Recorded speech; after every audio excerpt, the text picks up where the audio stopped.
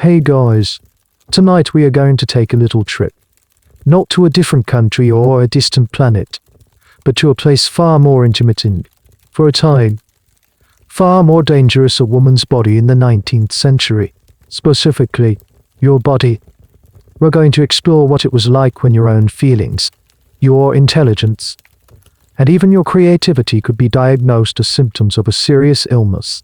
Now, a little fair warning. If you are a woman living in this era, your chances of being labeled with a life-altering condition for, say, reading too many books or having a strong opinion, well, they were in a room high. You might not have made it through the first day with your freedom intact. So, before you get comfortable, take a moment to like the video and subscribe, but only if you genuinely enjoy what I do here. And in the comments, I'd love to know what city you're in and what time it is for you right now. It's always nice to see where everyone is tuning in from. Now dim the lights, maybe turn on a fan for that soft background hum, and let's ease into tonight's journey together. It starts with a feeling you can't quite name. It's not a cough, not a fever, not an ache in your bones. It's a weariness in your soul. You're sitting in the parlor of your family's London townhouse. The velvet curtains are drawn against the persistent grey drizzle, muffling the sound of horses' hooves and carriage wheels on the cobblestones outside. A fire crackles weakly in the hearth, but it doesn't seem to warm the room. Or you're just tired. A profound sense of ennui, a fashionable French word for a feeling you've had for weeks, has settled over you like the city's famous fog. Your mother watches you from her needlepoint chair, her brow furrowed with a very particular kind of Victorian concern. You haven't been yourself. You sigh a little too often. You've been picking at your food. And yesterday, she found you reading a novel, one of those rather sensational ones, instead of practicing your watercolors. Even worse. When your father made a political statement over dinner, you offered a counter-argument. A quiet one, but an argument nonetheless. This collection of small rebellions and gentle melancholies is enough. A decision has been made. You are to see Drive. Lawrence. Yes. Everyone agrees. The very best. A man of science and stern compassion, who specializes in the delicate and often mysterious ailments of the female constitution. So here you are, perched on the edge of a stiff leather chair in his Harley Street office.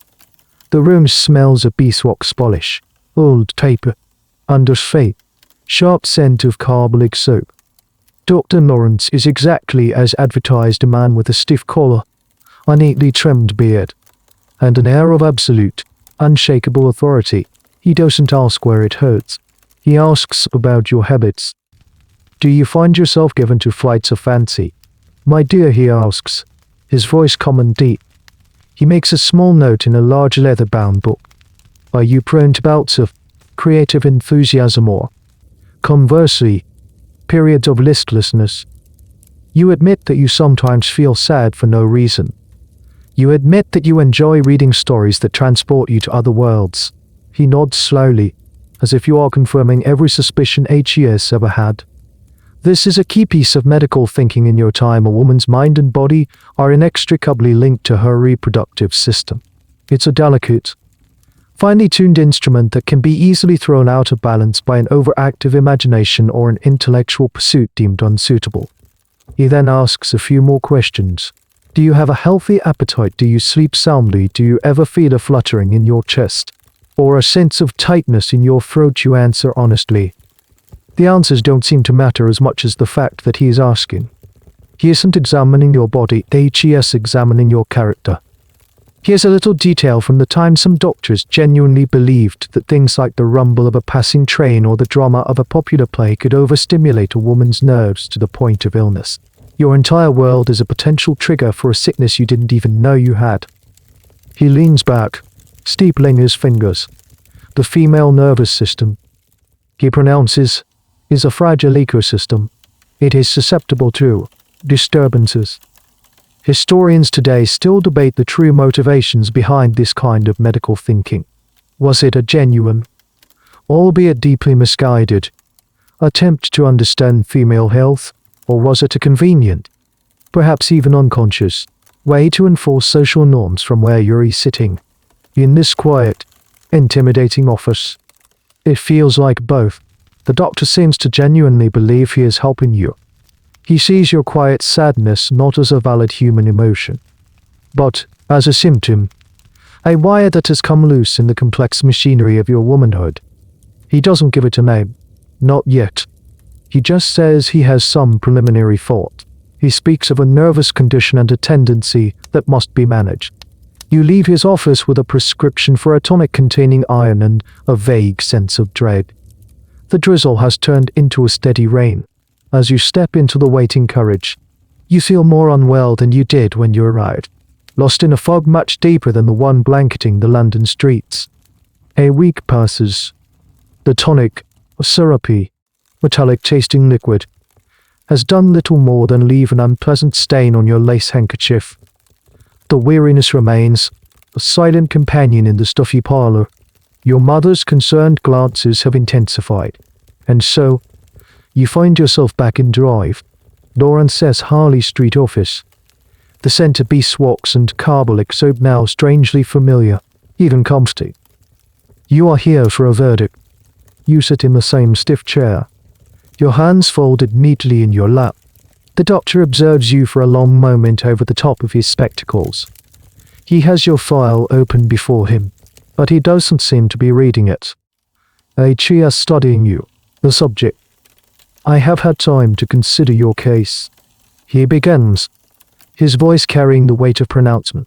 Your listlessness, your imaginative tendencies, the occasional melancholia, the tightness in your throat.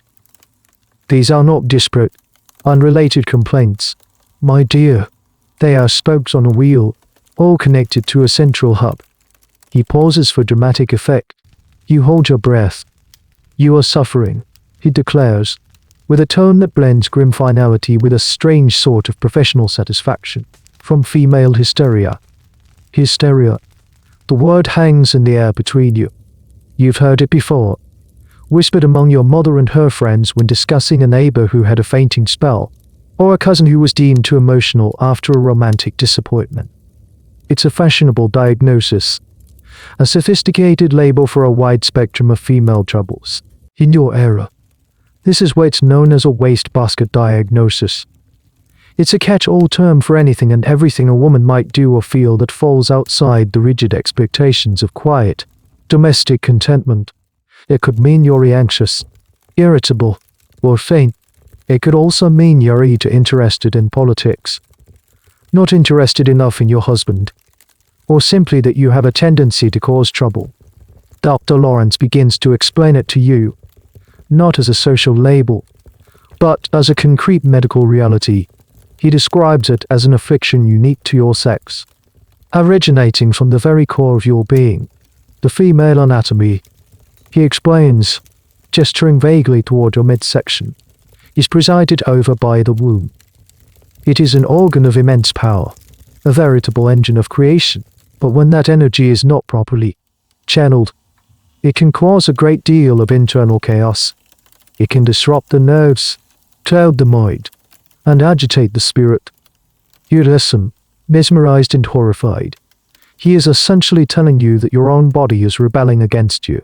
Here's a bizarre little tidbit for you while the specific theories varied. A common thread in the medical thinking of the time was that the uterus had a mind of its own. Not literally, of course, but it was seen as this powerful, primal force within a woman that could send invisible vapors or nervous influences up to the brain, causing all manner of emotional and physical symptoms. It was believed to be the puppet master, and your moods, thoughts, and feelings were merely the strings it pulled.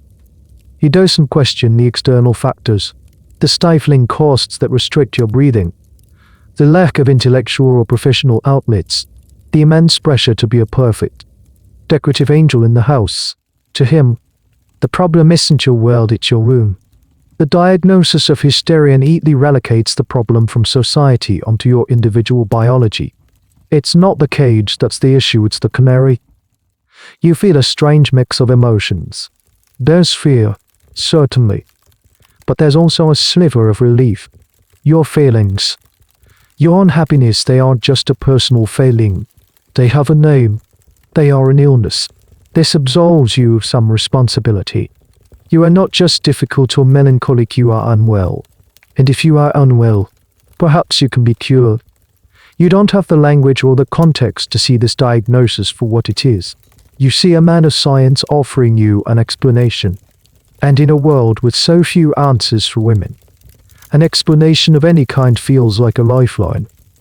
The debate among historians continues to this day. Was this a conscious conspiracy to control women, or a genuine, deeply flawed attempt by a male-dominated medical field to understand a female experience they could never comprehend? Looking at Drive, Lauren says in see paternalistic face.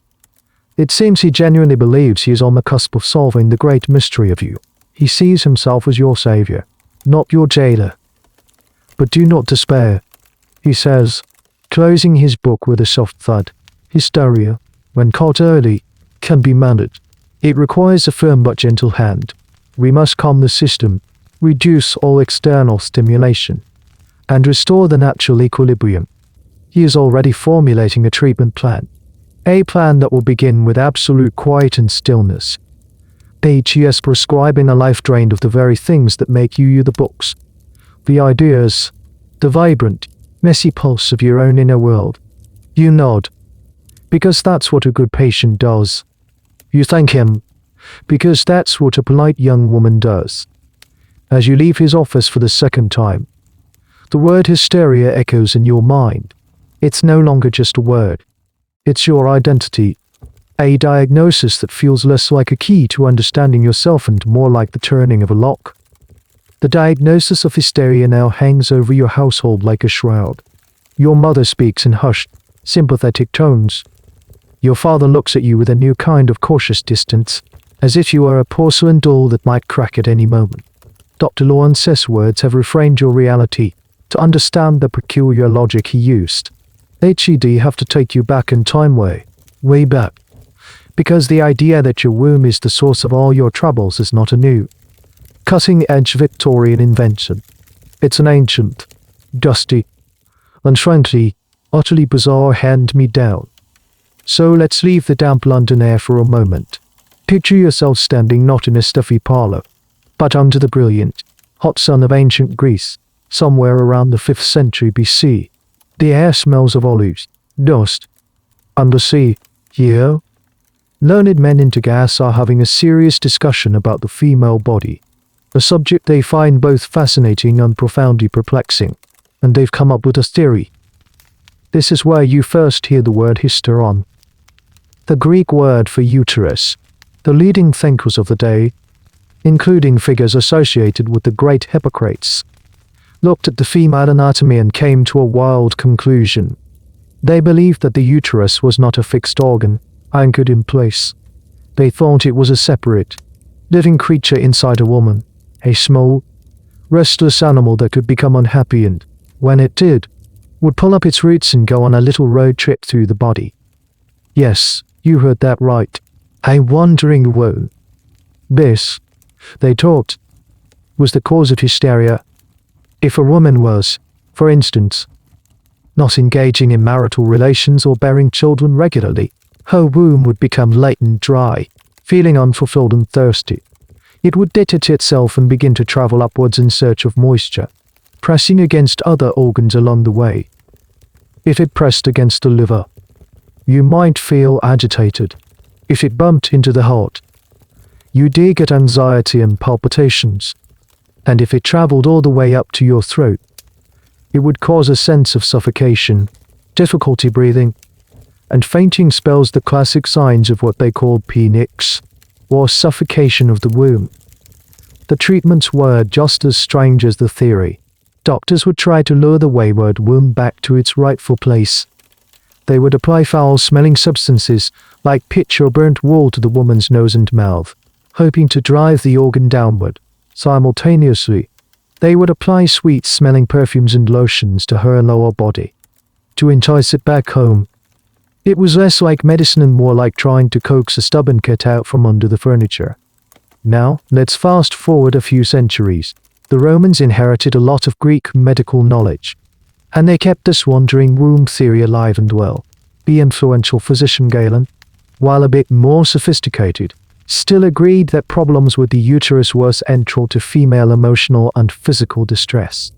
He theorized that seed retention, a buildup of female humors due to a lack of sexual activity, could cause vapors to rise to the brain, leading to the same hysterical symptoms. His solution: marriage, primarily. And if that wasn't an option, he was one of the first to document the use of physician-assisted massage to relieve the tension.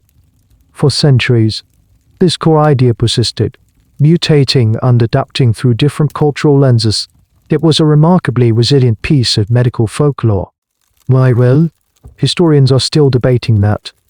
Some argue it was simply the best explanation they could come up with given their limited understanding of anatomy. Others point to a more uncomfortable truth: it provided a biological justification for keeping women in their place. If a woman's body was inherently unstable and prone to internal chaos if not occupied with marriage and childbirth, then it was a man's duty, for her own good, to manage her life and choices. Now, let's return to your 19th century reality. Dr. Lawrence and his colleagues would likely scoff at the primitive notion of a literal wandering womb. They are men of science. After all, with modern stethoscopes and a growing knowledge of physiology. But have they really abandoned the idea, or have they just given it a fancy, modern makeover?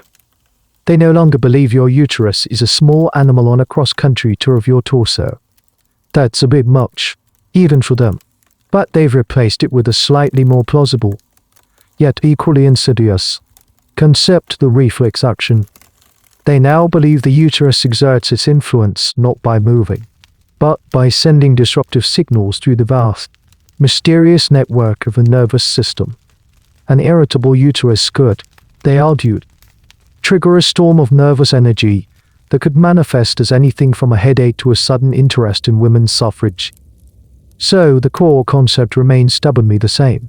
You, the woman, are not a whole person. You are being ruled by a single, volatile organ. The language has changed from wandering womb to nervous irritation, from foul smells to bed rest, but the underlying assumption is identical. Your body is the problem, your womb is the warden, and you are the prisoner.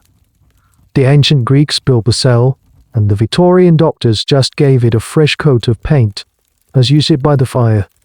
You can almost feel the weight of those thousands of years of medical misconceptions settling upon your shoulders, heavier than any London fog. Your treatment begins, and its first prescription is an assault on your very essence: stillness. Dr. Lawrence's orders are explicit. You are to be removed from all forms of stimulation.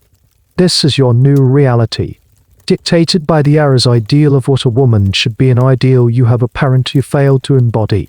To understand the cure, you must first understand the crime. And your crime was simply not being the angel in the house. This phrase, "the angel in the house," comes from a popular poem of your time by Coventry Petmore. It's not just a nice bit of verse, it's a cultural blueprint. An instruction manual for the perfect Victorian middle-class woman. And right now, it's the standard against which you are being measured and found wanting. What does this angel look like? She is docile, devoted, and utterly selfless. Her entire existence revolves around her husband, her children, and her home. She has no personal ambitions, no desires that conflict with her family's needs. She is sympathetic, charming, and gracefully ignorant of the wider world of politics, business, and science. Her mind is a calm, uncluttered space, not filled with the dangerous ideas found in novels or the passionate arguments of intellectual debate. She is pious, pure, and above all, physically delicate, a fragile flower to be protected and admired. Her body is a reflection of this purity. It is modest, covered from neck to ankle.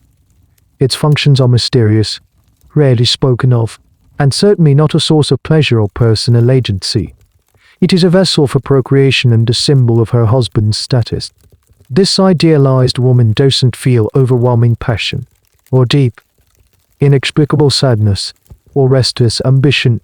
If she does, she certainly doesn't show it. She is a serene, placid surface. Now think about yourself. You enjoy reading. You have opinions. You sometimes feel a surge of creative energy that makes you want to paint not just polite watercolors, but bold, dramatic landscapes. You feel melancholy that has no clear source. You have a wit that you are constantly told to suppress. In the eyes of Dr. Lawrence and your worried family, these are not aspects of a rich and complex personality. These are deviations from the angelic blueprint. They are cracks in the porcelain. They are, in short, symptoms. Your diagnosis of hysteria is, in many ways, a medical justification for enforcing this social ideal. It takes all the inconvenient, messy, and interesting parts of your personality and categorizes them as a sickness. It's a brilliant, if terrifying, form of social control. You can't argue with a doctor. You can treason with a diagnosis. So the treatment aims to sand down your edges and mold you back into the angelic shape. Your books are taken away. Your visits with spirited, intelligent friends are forbidden. You are discouraged from engaging in any conversation that might be too exciting. Your world shrinks to the four walls of your bedroom. The goal is to create a sensory vacuum, to starve the irritable nerves that are supposedly causing all the trouble. You are to become a blank slate, a living embodiment of quiet repose. Here's a curious little fact from the era this ideal of the fragile, domestic woman was largely a middle and upper class phenomenon. Working class women, who toiled for long hours in factories or as domestic servants, were often seen as hardier, more robust, and paradoxically, less feminine. They didn't have the luxury of developing nervous conditions. Hysteria, in this sense, was almost a status symbol, a sign that your family could afford to have an invalid in the house. A working-class woman with the same symptoms might simply be called lazy or difficult. The historical debate here is a fascinating one. Were Victorian men, as a group, consciously creating this angel ideal to maintain their power, or were they, too, trapped in a system of rigid gender roles? Genuinely believing that this was the natural order of things, many historians argue that it wasn't a simple case of villains and victims. The angel in the house ideal placed enormous pressure on men as well to be the sole provider, to be emotionally stoic, to live up to a masculine ideal that was just as restrictive in its own way. But that's a cold comfort to you, as you lie in your bed, staring at the floral pattern wallpaper. The silence in the room is deafening. You are being cured by being erased.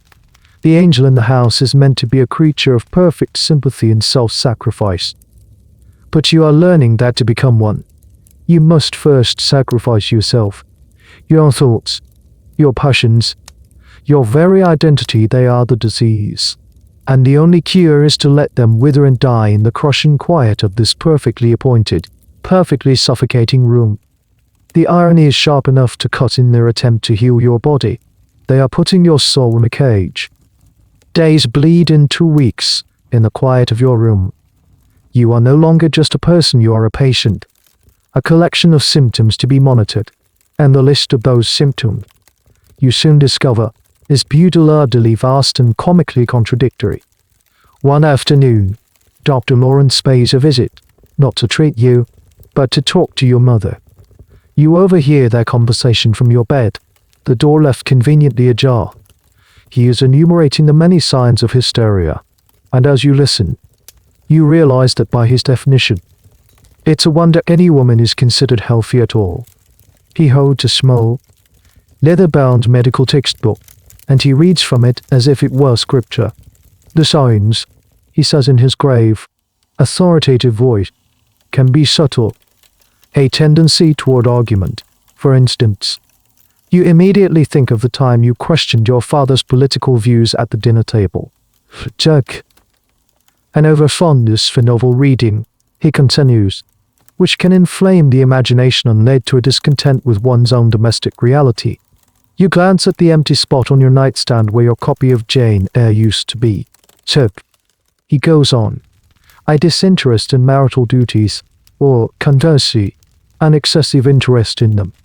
You blush, even though you're alone. The implication is staggering. No matter what a woman's natural libido is, it can be framed as pathological, too much, or too little. It's all a symptom. The correct amount is, of course, never defined, but it is implicitly understood to be whatever her husband deems appropriate. The list is a masterpiece of catch-22 seconds. Are you articulate and witty? Your E showing signs of intellectual forwardness, a sure sign of a disordered nervous system. Are you shy and tongue-tied? Your E suffering from nervous anxiety. Do you have a hearty appetite, gluttony, and a lack of feminine intness? Do you have a poor appetite, a classic hysterical symptom? Fainting, shortness of breath, a feeling of a lump in the throat, the infamous globus hystericus, fluid retention, irritability, insomnia, drowsiness, anxiety, melodrama, even freckles on the skin have, at one point or another, been linked to this all-encompassing disorder. It's a diagnostic net so wide it's impossible to sift through. Any aspect of female existence, from the biological to the intellectual to the emotional, can be twisted into a symptom. It's like being accused of a crime where breathing is considered evidence. Here's a truly strange but documented tidbit for you. One of the symptoms listed in some medical texts was a woman's desire to get an education or pursue a profession. The very act of ambition, of wanting a life beyond the domestic sphere, was pathologized. Doctors seriously argued that the rigors of higher education would divert essential energy from a woman's reproductive organs to her brain, leading to uterine dysfunction, infertility, and, of course, hysteria. The fight for women's education wasn't just a social battle, it was a medical one. Proponents had to argue that a woman's uterus wouldn't shrivel up if she learned Latin. You lie in bed and mentally tick off your own crimes. You are guilty of at least a dozen of these symptoms. You have opinions. You love stories. You sometimes feel sad. And you once tried to learn Italian, according to the book in Drive. Lawrence S. Hand. You are not just a person having a perfectly normal human experience, you are a walking, talking textbook case of female pathology. The academic debate rages on about this very list. Were doctors of the era intentionally creating a system to control women? Or were they genuinely baffled by their female patients and simply documenting every deviation from an idealized norm? They could observe. Some scholars argue for the former, seeing it as a tool of patriarchal oppression. Others take a more nuanced view, suggesting that in an age before modern gynecology, endocrinology, or psychology, doctors were faced with a host of symptoms they couldn't explain, from endometriosis to anxiety disorders to simple premenstrual syndrome, and hysteria became a convenient, if deeply flawed, bucket to put them all in. As Dr. Lawrence S. voice drones on from the next room, you feel a sense of profound absurdity. The illness they are treating you for is the illness of being a woman. Your personality has been dissected. Its pieces labeled as evidence of a disease. It's a chilling realization. They are not trying to make you well, they are trying to make you compliant. They are trying to reassemble you into their ideal of the angel in the house. And they are using a medical diagnosis as their hammer and nails. The cure isn't about health, it's about conformity. And the symptom list is so comprehensive that no woman can ever truly be innocent. Your diagnosis has a name. The symptoms are catalogued. Then now, the treatment begins in earnest. Dr. Lawrence, confident in his path, prescribes one of the most famous and insidious cures of the Victorian era, the rest cure. It sounds gentle, even luxurious. Rest. What could be more pleasant? But you are about to learn that this is a profound misnomer. It is not rest for your spirit, it is the systematic dismantling of it. The architect of this therapy is a real American physician, Dr. Ware Mitchell, a prominent neurologist. His ideas have crossed the Atlantic and are all the rage in London. He designed the rest cure specifically for women suffering from hysteria and other nervous disorders. His logic was simple: if the female nervous system is overstimulated, the only solution is to remove all stimuli, completely. Your life is now governed by his strict regimen. You are to be confined to your bed for 6 to 8 weeks, or longer if you don't show improvement. You are not allowed to sit up, stand, or look. Getting up to use the chamber pot is the only excursion permitted, and even that is sometimes discouraged. You are forbidden from feeding yourself. A nurse is hired, a stout woman with a no-nonsense demeanor named Mrs. Table. She props up your head and spoons broth and milk into your mouth as if you were an infant. The diet is a key component. You are to be fattened up. Dr. Mitchell believed that an increase in body fat would plump up the nerves and restore a woman's gentle, placid nature. You are fed a high-calorie diet of milk, eggs, and red meat, far more than you would ever eat normally. The goal is to make you gain a significant amount of weight, to literally weigh down your restless spirit. All creative and intellectual activity is strictly prohibited. No reading, no writing, no drawing, no letters from friends, no visitors, except for a brief, calm visit from your mother each day. You are not even supposed to think too much. Do not trouble your head with pondering. Mrs. Gable scolds gently when she finds you staring at the ceiling with too much intensity in your eyes. The ideal state is a placid, bovine contentment, a mind as smooth and empty as a milk pudding. The days stretch into an eternity of beige monotony. The only sounds are the ticking of the clock, the rustle of Mrs. Gable's starched apron, and the muffled sounds of the world continuing on without you.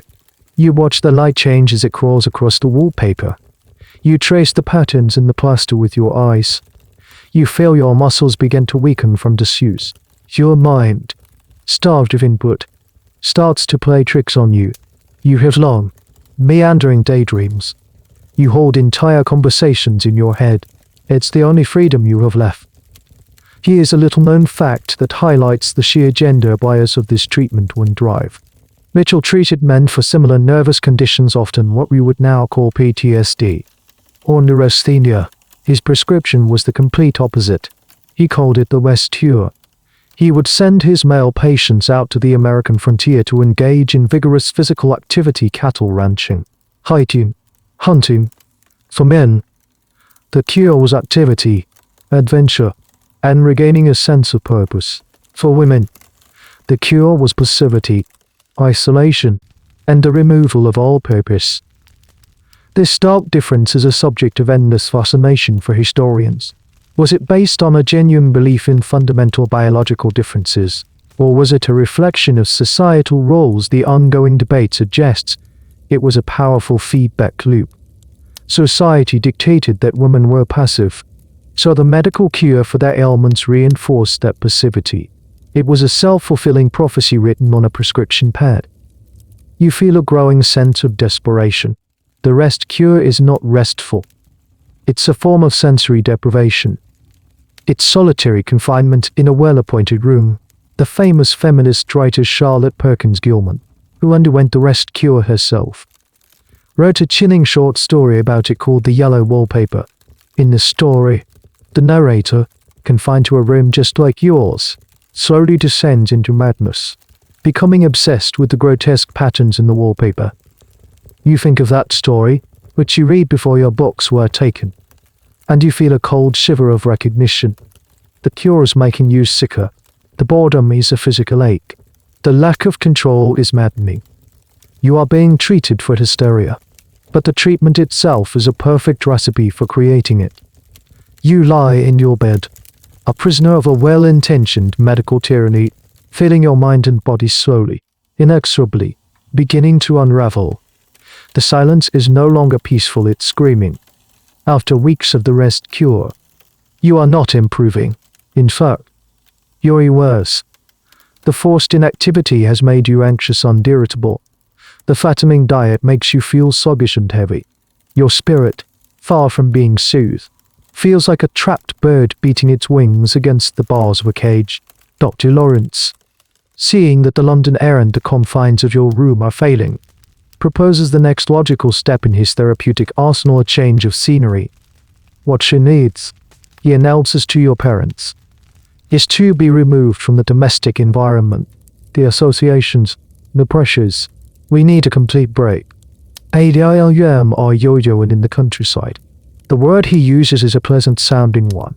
A sanatorium, evoking images of fresh air, rolling hills, and peaceful convalescence. It sounds like a holiday, but you suspect it's just a more scenic prison. And so, you are packed up. Your trunks are filled with simple, modest clothes. Your books and writing materials remain behind, locked away. You take a train journey out of the city, watching the smog-grey buildings of London give way to green fields and patches of woodland. The air that comes through the open carriage window does smell cleaner, fresher. For a moment, you allow yourself a flicker of hope. Maybe this will be different. Maybe the sun in the open sky will be the cure that the stuffy bedroom was not. The sanatorium is a large, imposing country house, converted for its new purpose. It's beautiful, in a severe, architectural way, with manicured lawns and gravel paths that crunch under the wheels of the carriage. But there's a quiet, oppressive orderliness to it all. The windows are all perfectly aligned. The hedges are all perfectly trimmed. It doesn't feel like a place of healing, it feels like a place where nature itself has been disciplined and brought to heal. You are shown to your room. It is clean, sparse, and painted a pale, common green. The window looks out onto a lovely garden, but you notice that the sash is designed so that it only opens a few inches. The door to your room does not have a lock on the inside. The director of the sanatorium, a Drive, Albright, is a disciple of Drive. Lawrence's methods. He greets you with a thin, clinical smile.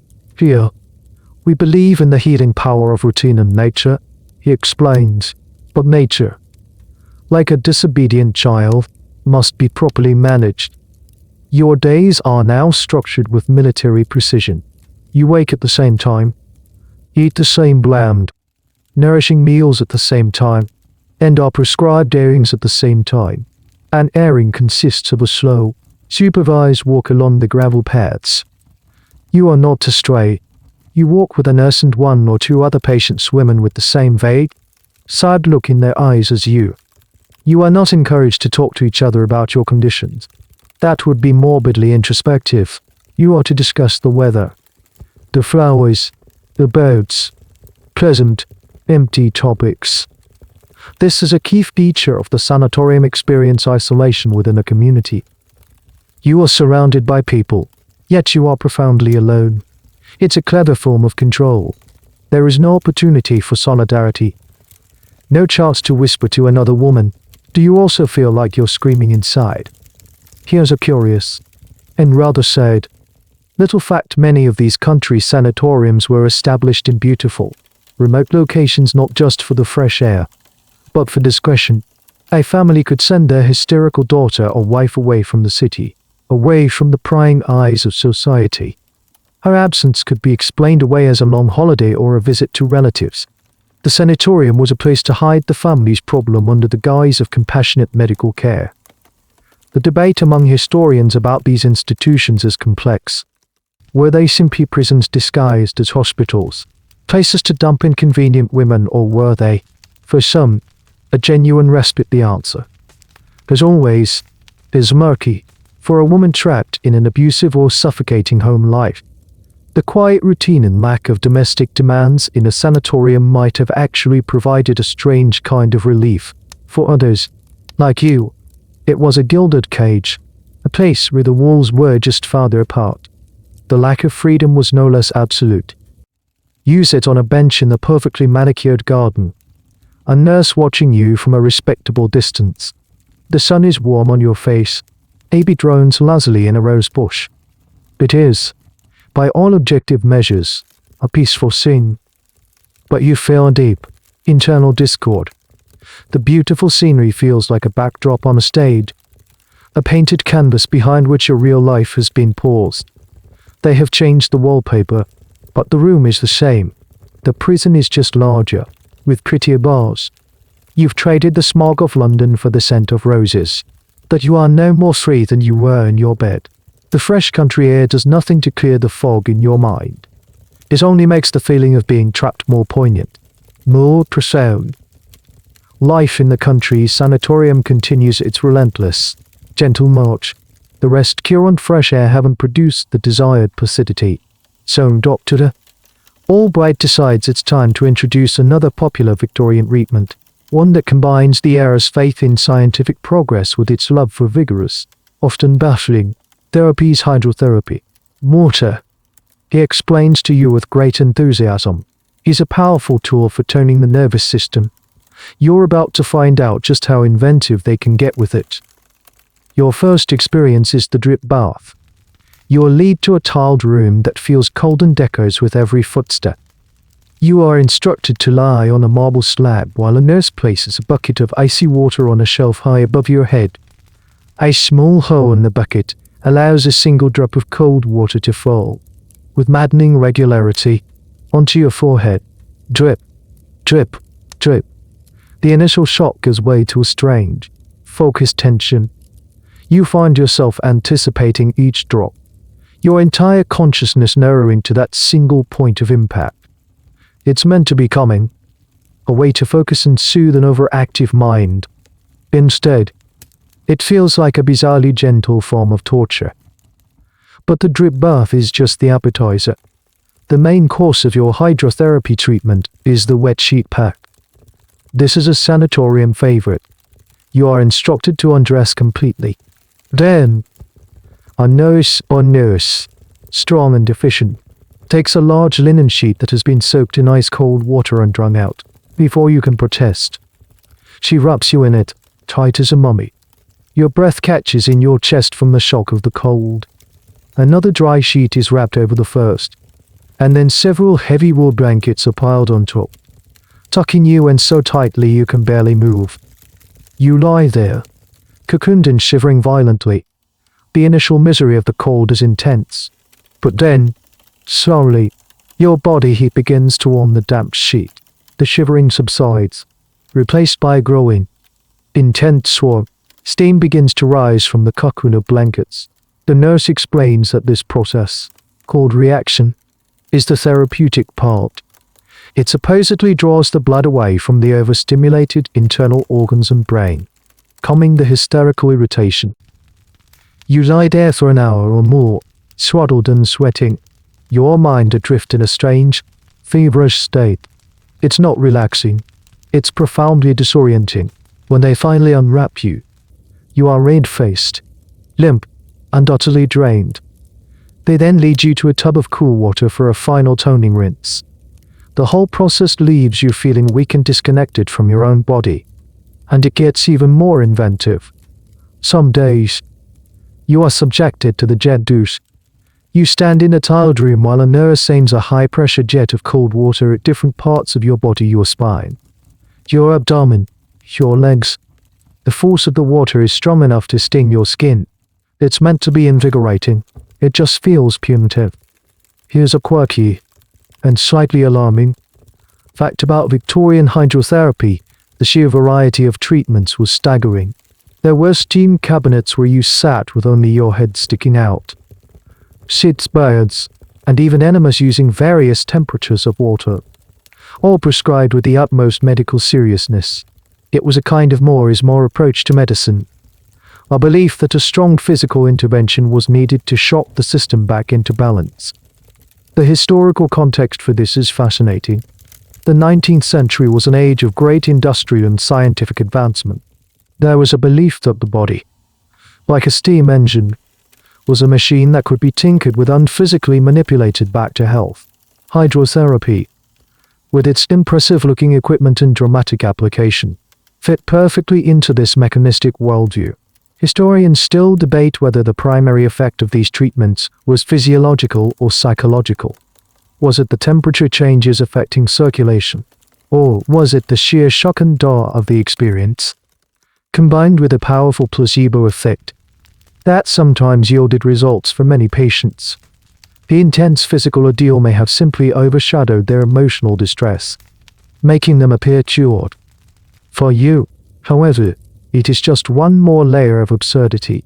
You are wrapped like a roll of spiced meat, sprayed with a fire hose, and subjected to a water drop metronome, all in the name of calming a condition you're not even sure is real. The treatments are so physical, so invasive, that they distract you from the real problem, your profound unhappiness. But they don't solve it. They just exhaust you. You feel less like a patient being healed and more like an object being processed.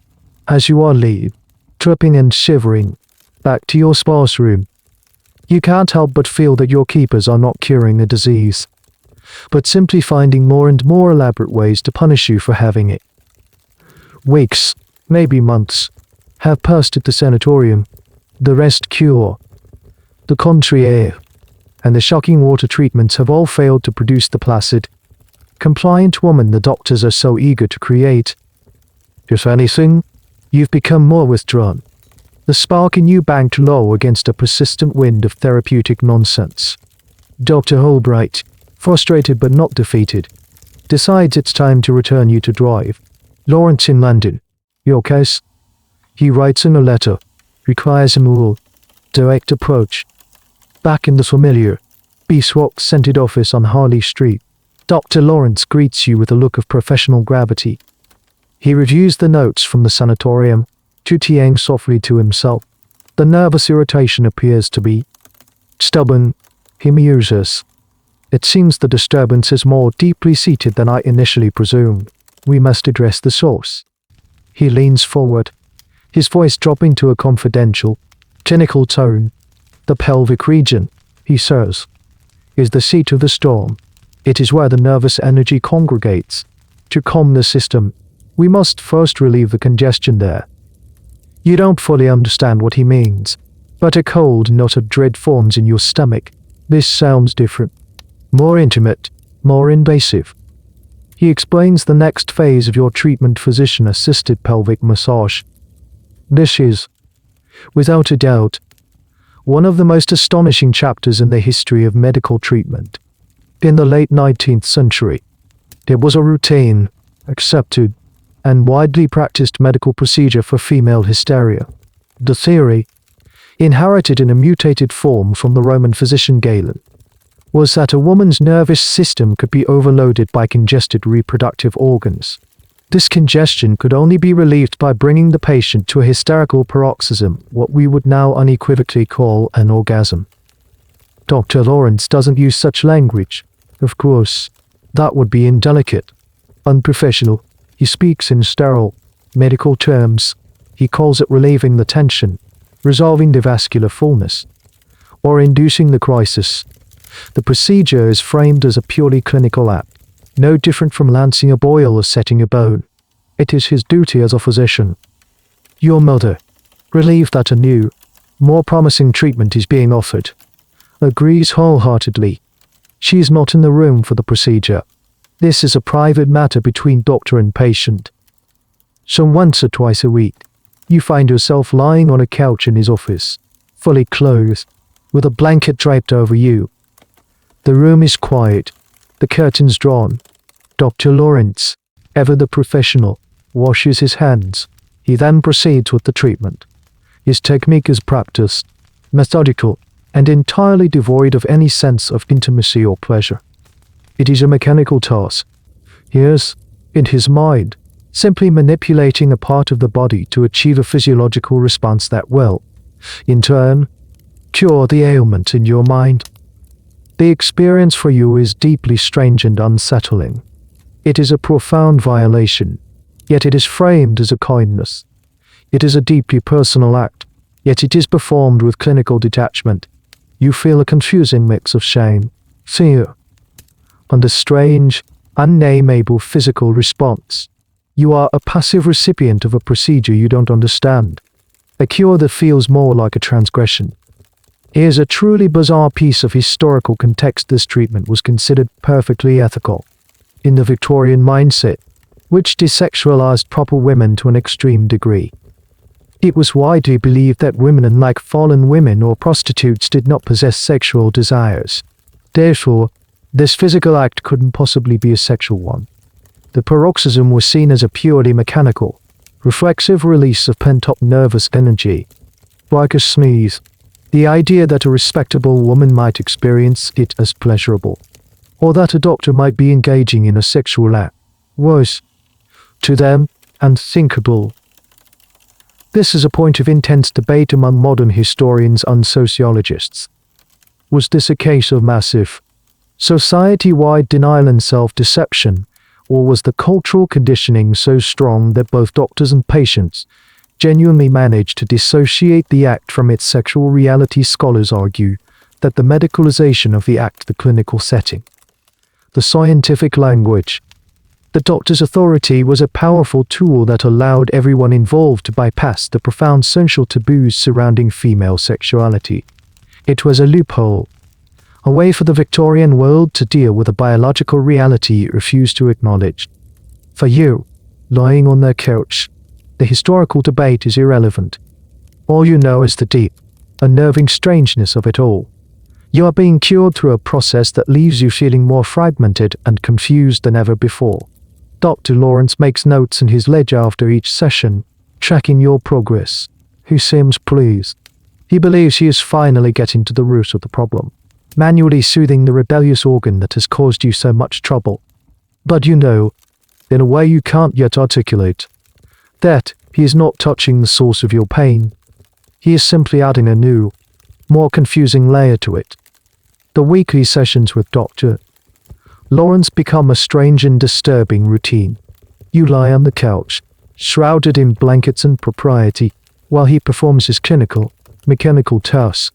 And then, it happens, after several minutes of his methodical treatment.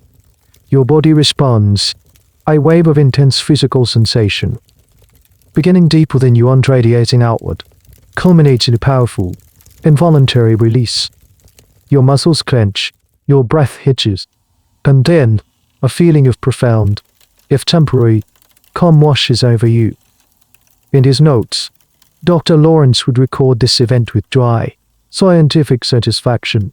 Patient achieved hysterical paroxysm. He would write, nervous crisis successfully induced and resolved. To him, this is the entire point of the exercise. This is the cure in action. In his medical framework, your body has just expelled the toxic nervous energy that was poisoning your system. He sees your subsequent state of relaxation not as a natural post-orgasmic response, but as proof that the congestion has been relieved. He believes he has, quite literally, manually reset your agitated nerves. He might even check your pulse and note that it has returned to a coma rhythm. He is a mechanic who has just successfully fixed a sputtering engine. Afterward, you do feel different. The constant drum of anxiety is gone, replaced by a languid, almost sleepy sense of peace. For a few hours, even a day, the world seems less hostile. The colors in the room seem a little brighter. This, of course, is what the doctor latches onto. You see, he says with paternalistic pride, you feel much calmer now. The treatment is working. And in a way, he is right. You do feel better. Temporarily. This is the insidious nature of the cure. It provides just enough relief to justify its continuation. You, the patient, might even start to believe in it yourself. That confusing, unsettling procedure does, undeniably, lead to a feeling of release. You might not have the words for it. You might not understand it, but you can't deny the brief peace it brings. This makes it even harder to question the process. How can something that makes you feel calmer be wrong? This is the paroxysm solution in all its bizarre glory. Let's talk about a weird historical detail here. The term hysterical paroxysm was deliberately clinical. The medical community went to great lengths to distinguish it from the vulgar or carnal pleasure associated with sex. They described it as a reflex, a physiological event entirely separate from emotion or desire. Some medical texts even suggested that a true hysterical paroxysm was often accompanied by tears or fainting, reinforcing the idea that it was a medical crisis, not a pleasurable experience. It was a way to keep the procedure firmly in the realm of medicine, not intimacy. You are now caught in a strange feedback loop. You feel unwell and anxious. You go to the doctor. He performs the procedure. You achieve the paroxysm. You feel temporarily better, and the cycle repeats. The treatment doesn't address the root causes of your unhappiness, your lack of agency, your stifled intellect, the suffocating social expectations. It just offers a fleeting biological palliative. It's like taking a powerful painkiller for a broken leg. It masks the symptom without ever setting the bone. The historical debate around this is profound. Did women who underwent this treatment know what was happening to them? Did they experience it as sexual? The answer is almost certainly it depends. Given the extreme repression of female sexuality, many women may have lacked any frame of reference to understand the experience in sexual terms. They may have genuinely accepted the doctor's explanation that it was an unsexual medical release. For others, the experience was likely deeply confusing, a mix of physical pleasure and psychological violation that they had no language to articulate. Historians like Rachel Maines, in her book The Technology of Orgasm, argue that this routine treatment reveals the Victorian era's profound, and perhaps willful, misunderstanding of female sexuality. As you leave drive, Lawrence's office and step out into the London street, the temporary calm begins to fade. The carriage ride home is quiet. You look out the window at the bustling city, a world you are not truly a part of. The relief the paroxysm provided is already evaporating. Like mist, the underlying sadness, the feeling of being trapped, begins to seep back in. The cure is not a cure at all. It's a momentary distraction, a biological trick.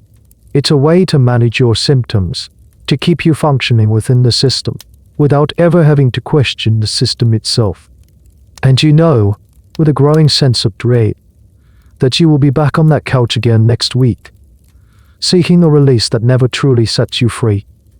Let's pull back the curtain for a moment. While you are trapped in this bewildering cycle of treatment, let's consider the experience from the other side of the couch drive. Lawrence's perspective, from your point of view, he is a figure of immense power, the arbiter of your sanity.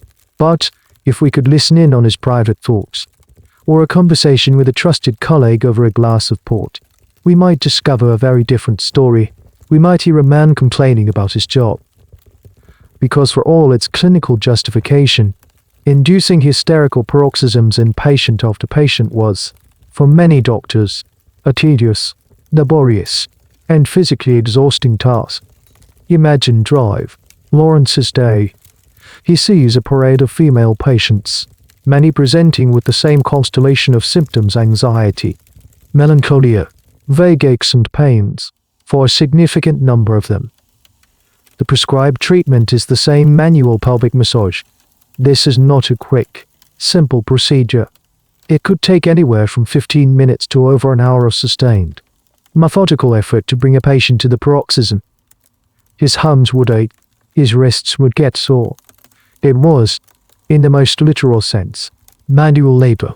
In their private letters and diaries, some physicians of the era complained bitterly about the sheer drudgery of it. They spoke of physician fatigue and the strain it placed on their hands and arms. Dr. James Ralph, a London physician, wrote in 1816 about the difficulty and time-consuming nature of the treatment, subtly complaining about how it wore him out. This wasn't a thrilling or engaging part of their medical practice. It was repetitive, physically demanding, and, let's be honest, probably quite awkward. They were men of science, interested in pioneering new surgical techniques or understanding the spread of infectious diseases.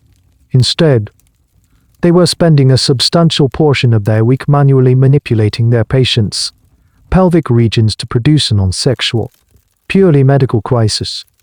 It was a chore, a necessary, but deeply unglamorous, part of the job. Here's a specific, and rather telling, historical tidbit. Some doctors developed specific techniques to save their hands. They would use two hands, or alternate hands, to avoid cramping. There were even discussions in medical journals about the most efficient massage patterns to bring about the paroxysm more quickly, not for the patient's benefit, but to save the doctor time and effort. It was a question of ergonomics as much as medicine. You, lying on the couch, see a powerful physician performing a mysterious, intimate rite. He, standing over you, might be thinking about the cramp developing in his thumb and wondering if he'll be late for his dinner engagement. This disconnect is vast and, in a dark way, almost comical. The historical debate here touches on the professionalization of medicine. As medicine became more scientific and respectable in the 19th century, doctors wanted to distance themselves from anything that smacked of quackery, or, worse, indecency. The pelvic massage was a professionally risky procedure. Despite all the clinical language, it existed in a grey area. A doctor had to maintain an air of absolute professionalism and detachment to avoid any hint of scandal. This professional anxiety, combined with the physical slog of the work, made many doctors deeply resent the treatment, even as they prescribed it. This resentment was a powerful motivator. The problem was not the theory; they still believed that inducing paroxysm was the correct cure for hysteria. The problem was the method. It was inefficient. It was tiring. It took up too much of their valuable time that could be spent seeing other patients and, frankly, earning more money. So in clinics and studies across Europe and America, a question began to bubble up among these tired, sore-handed physicians: isn't there a better way, a more modern, more scientific, more mechanized way to do this? They needed a tool, something that could perform the tedious, repetitive task of the massage for them, saving their hands and their time. They needed a machine that could produce the hysterical paroxysm efficiently and reliably, without the doctor having to do all the grunt work. This professional fatigue, this simple, human complaint of having a boring and tiring job, was about to become the unlikely mother of invention. Dr. Lawrence, as he flexes his aching fingers after your session, is not just thinking about your stubborn nerves. He's thinking about efficiency. He's thinking about progress. And that line of thought would lead directly to the creation of a device that would change the nature of his practice, and eventually, the world, in ways he could never have possibly imagined. The solution to Dr. Lawrence's professional weariness and that of his many colleagues did not come from a new drug or a psychological theory. It came from the workshop. It came from the same spirit of Victorian ingenuity that produced steam trains, telegraphs, and factories. If a machine could weave cloth or pump water, why couldn't it perform a medical procedure? The age of mechanization had arrived in the doctor's office. One day, you arrive for your usual appointment, but there's something new in the corner of the room. It's a large, formidable-looking device. It consists of a bulky, steam-powered or coal-fired generator on the floor, connected by a series of belts and pulleys to a flexible arm. At the end of the arm is a handle with a hard rubber sphere attached to it. It hums and vibrates with a low, contained power. It looks like a piece of industrial equipment, strangely out of place amidst the polished wooden leather of the office. Dr. Lawrence presents it with a proud, proprietary air. A modern marvel, he proclaims. This will allow for a much more consistent and effective application of the treatment. This is the electromechanical vibrator. You are looking at one of the very first medical devices designed specifically for the purpose of inducing hysterical paroxysm. It is a direct response to the problem of physician fatigue. The doctor no longer needs to use his own hands. He can simply turn on the machine, pick up the applicator, and let steam and steel do the work for him. The procedure is now faster, more efficient, and even more impersonal. You lie on the couch as before. The doctor, holding the vibrating applicator, applies it to the prescribed area. The sensation is different, more intense, more focused, and strangely, even more detached from any human touch. The machine hums along, a constant, non-judgmental presence.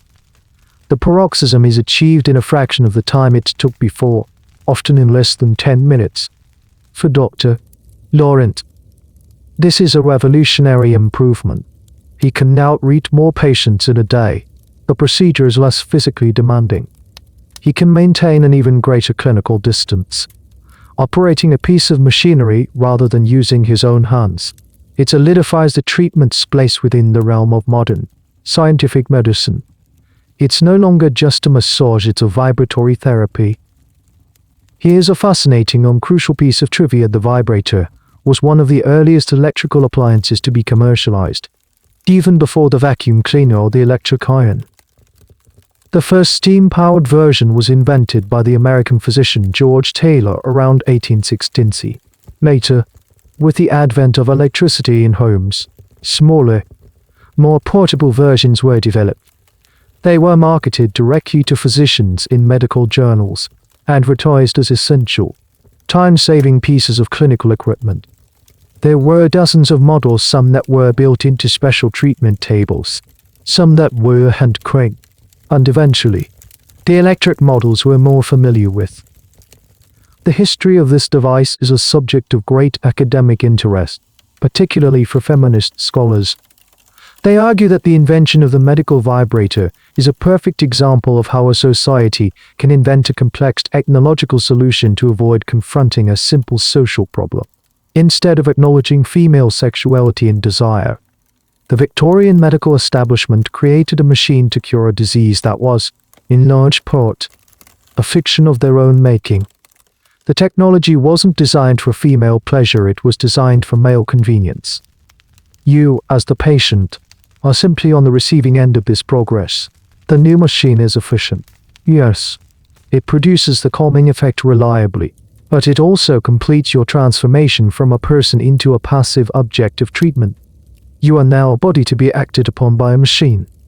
The last vestige of human connection in the procedure, a doctor's touch, has been removed and replaced by the impersonal hum of a motor. Dr. Lawrence finishes the session, turns off the machine, and makes a satisfied note in his ledger. Excellent response, he might write. Device proves highly effective.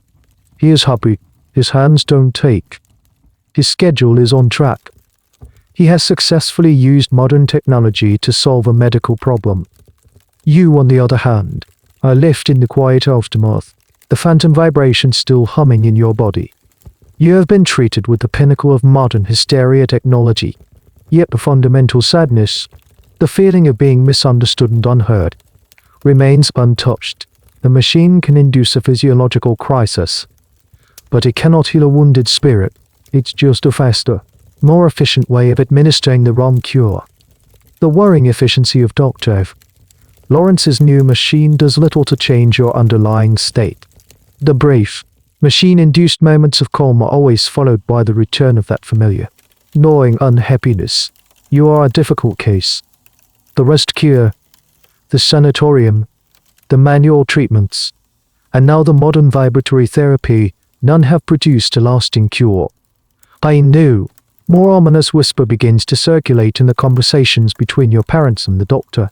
It's a word you've heard before, but always in the context of other, more tragic families, the asylum.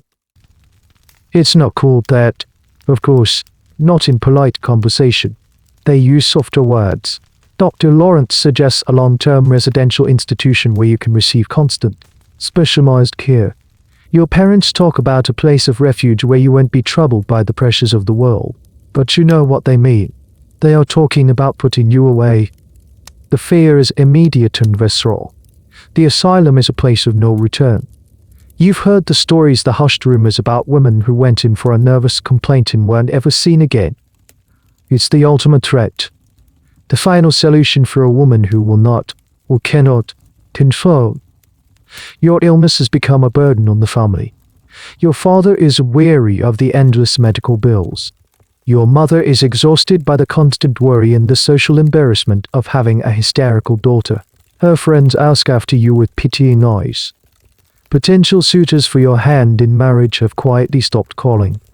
You are a problem that needs to be managed, and the family's resources and patience are wearing thin.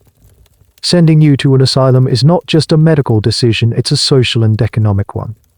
It removes the problem from the home, preserving the family's reputation and restoring a sense of normalcy.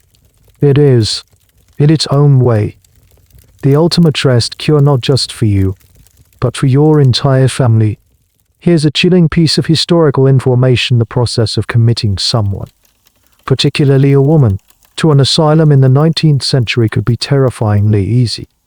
In many places, a husband could have his wife committed with the signatures of just one or two doctors, without her consent or even a formal hearing. The legal protections for the insane were flimsy. and the definition of insanity was dangerously broad. A woman who was rebellious, promiscuous, or simply inconvenient to her husband could find herself locked away under the all-purpose label of hysteria. The asylum became a powerful tool for husbands to control and dispose of troublesome wives. This is a hot topic for historical debate. To what extent were asylums used as dumping grounds for inconvenient women versus genuine, if misguided, attempts at treatment? The evidence suggests it was a complex and often horrifying mix of both. While many doctors and reformers were sincere in their desire to create therapeutic environments, the system was ripe for abuse. Overcrowding, underfunding, and the lack of effective treatments meant that many institutions, which started with noble intentions, devolved into little more than human warehouses. The conversations about your future are held just outside your earshot, but you can feel the shift in the atmosphere. The doctor's visits become less about treatment and more about assessment. He asks you questions that seem designed to trap you. Do you ever have thoughts that others might find unusual? Do you still feel a discontentment with your station in life? Your honest answers, which once were symptoms of a manageable illness, are now being reframed as evidence of a deeper, more permanent instability. You feel a rise in panic. You try to act well. You smile more. You agree with everything said to you. You feign an interest in domestic matters. You try to perform the role of the angel in the house that you have so long resisted, but it feels like a lie, a desperate, transparent performance, and it seems to be too late. The decision is coalescing around you, a silent, terrible consensus. The asylum looms in your imagination as a place of shadows and despair. You picture long, sterile hallways, knocked doors, and the vacant eyes of the truly lost. It is the end of the line, the place where society sends the women it cannot cure and will no longer tolerate. The whisper of the asylum is the sound of your world shrinking to the size of a single, locked room, and you are powerless to stop it. The day arrives with a grim, quiet finality. There is no dramatic confrontation, no tearful goodbye. It's handled with the same polite, clinical efficiency as all your other treatments. A carriage is called. Your mother, her face a mask of strained composure, tells you that you are going to a special hospital, a place where the doctors are experts in helping young women like you find peace. She calls it Blackwood Manor. The name itself sounds like a line from a Gothic novel. You are given a simple, sturdy dress to wear, one without intricate buttons or lace. Your personal belongings have been packed into a small, plain trunk. There are no books, no keepsakes. You are being stripped down to the essentials, prepared for a new, simplified existence. The carriage ride is long and silent. You watch the familiar streets of London recede, replaced once again by the countryside. But this journey feels different from your trip to the sanatorium. That was a trip of misguided hope. This is a journey of exile. Blackwood Manor is not the imposing, architectural beauty the sanatorium was. It's a sprawling, soot-stained brick building, surrounded by a high iron fence. It was likely once a grand country estate, but now it looks tired and institutional. The windows are numerous, but they are covered with a subtle, crisscrossing wire mesh. The grandeur is gone, replaced by an air of containment. This is not a place you visit. This is a place you are kept. The great oak doors swing open, and you are met not by a smiling doctor, but by a stern-faced matron in a grey dress, a ring of keys jangling at her waist. The air inside is thick with the smells of boiled cabbage, disinfectant, and a faint, underlying scent of human sorrow. The echoing silence of the sanatorium is replaced by a cacophony of distant sounds of faint weeping from a far-away room, a sudden shout, the monotonous drone of voices from a common area. You are taken to a small office where a doctor, different from the ones you know, asks you a few perfunctory questions. He doesn't seem to be listening to your answers. He is reading your file. The thick stack of papers that represents your medical history, your life sentence. Dr. Lawrence's diagnosis of hysteria is your entry ticket. Chronic case, The doctor mutters, stamping a document. Assign her to the West Wing. Quiet ward. The matron leads you down a long, echoing hallway. You pass doors with small, barred windows. You catch fleeting glimpses of women inside, one rocking back and forth, one staring blankly at a wall, another pacing relentlessly. Are they like you? Were they once diagnosed with hysteria for reading too many novels or having too many opinions? The thought is terrifying. Is this your future? Your room is not a room, it is a cell. It contains a narrow iron bed, a small wooden chair, and a chamber pot. The window is high on the wall, too high to see out of, and barred. The door has a slot that can be opened from the outside, and a heavy lock that clicks shut with a terrifying sound of finality. You are now officially an inmate. Here's a disturbing historical reality of these institutions. The classification of patients was often arbitrary.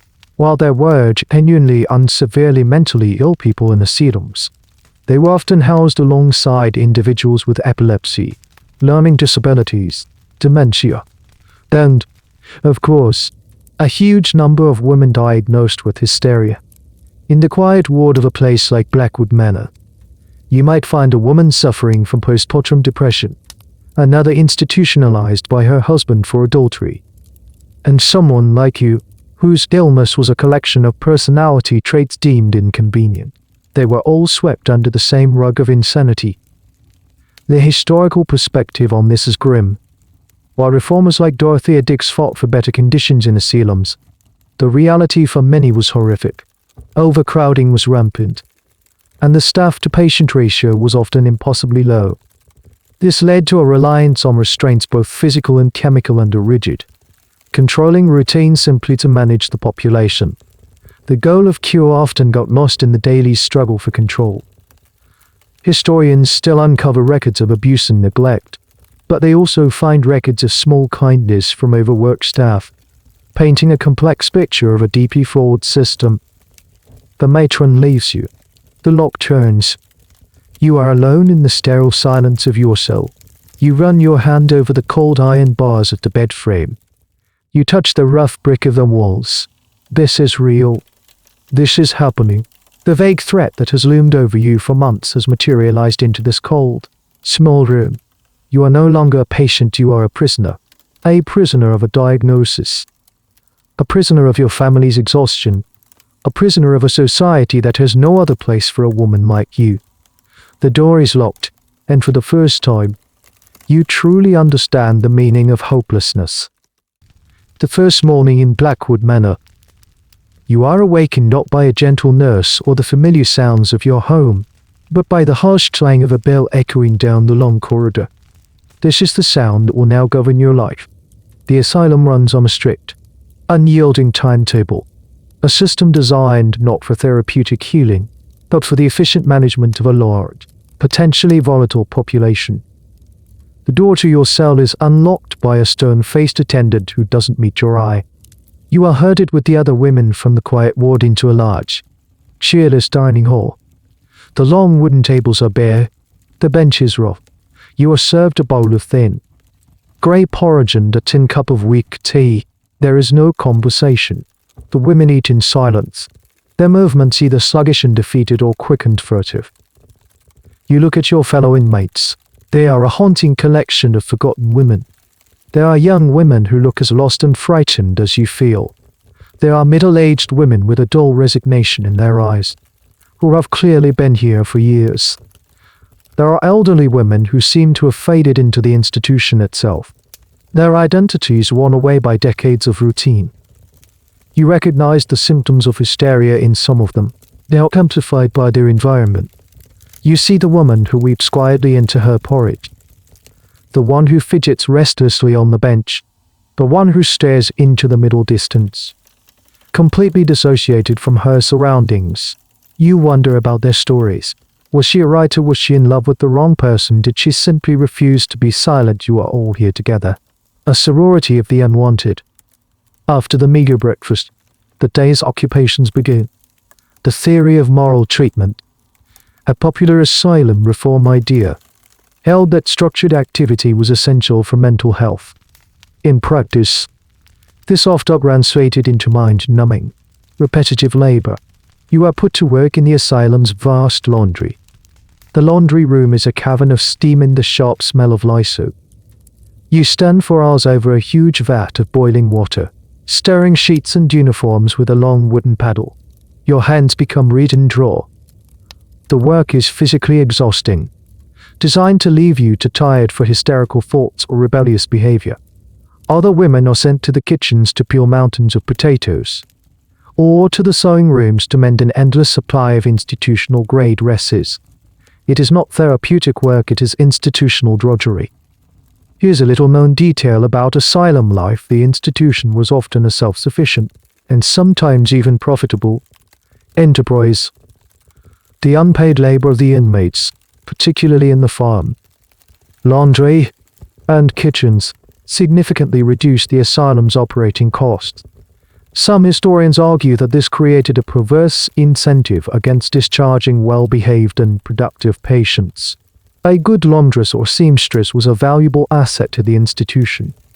In the afternoons, if the weather is fine, you are allowed 1 hour of airing in a walled garden. It's a bleak, trampled patch of grass with a few sad-looking trees. You walk in a circle with the other women, supervised by attendants. This is where you might exchange a few whispered words.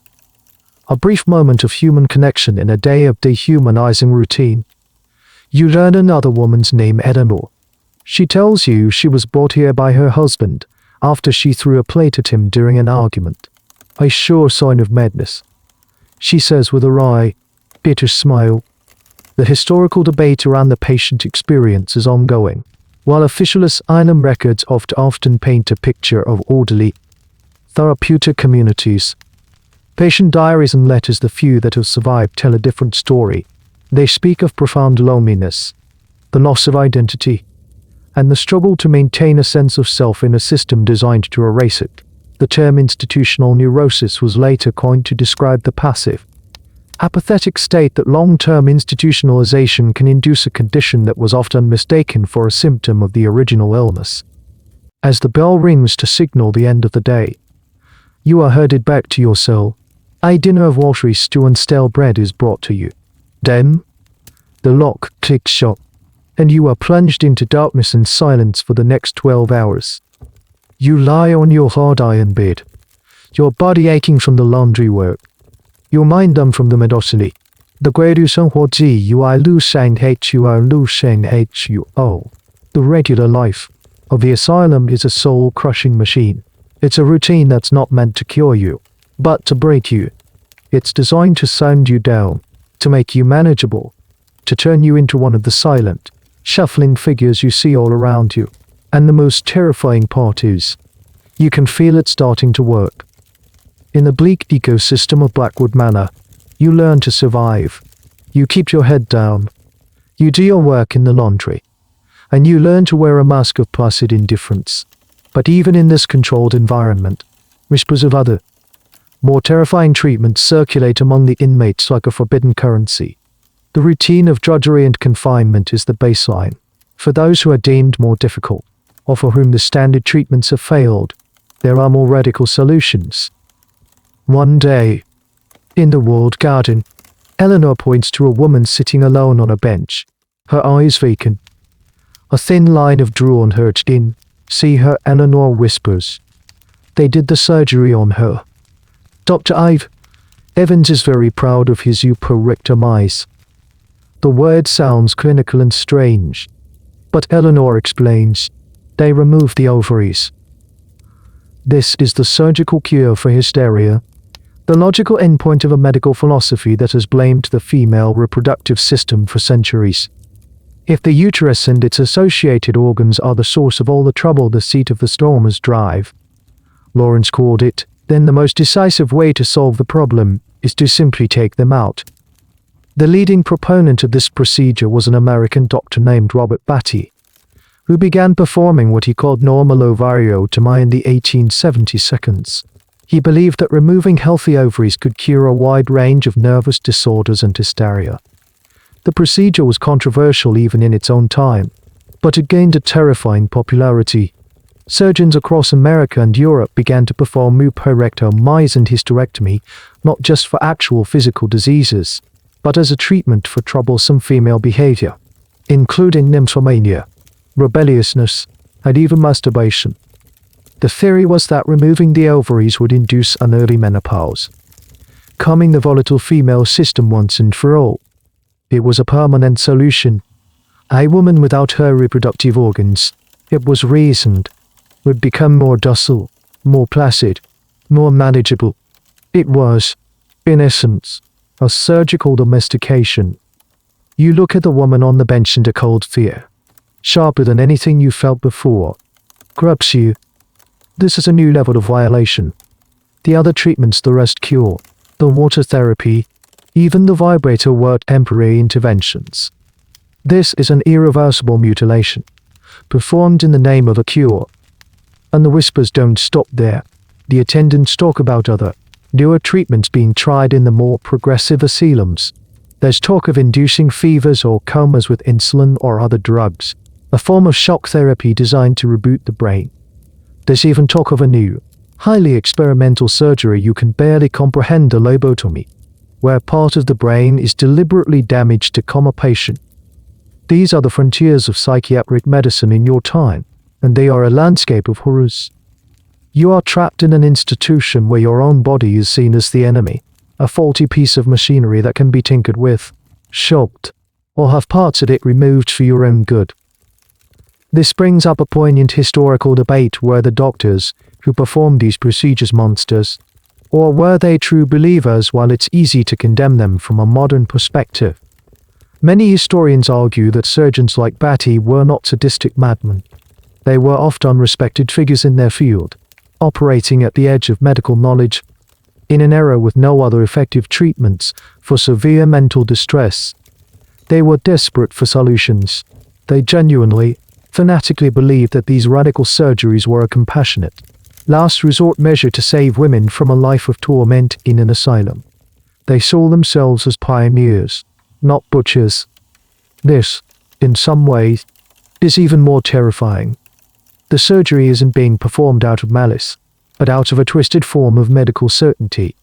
Dr. Evans, the asylum surgeon, walks the halls with the confident air of a man who believes he is bringing peace to troubled souls. He sees the vacant look in his post-operative patients' eyes not as a sign of brain damage or trauma, but as calmness.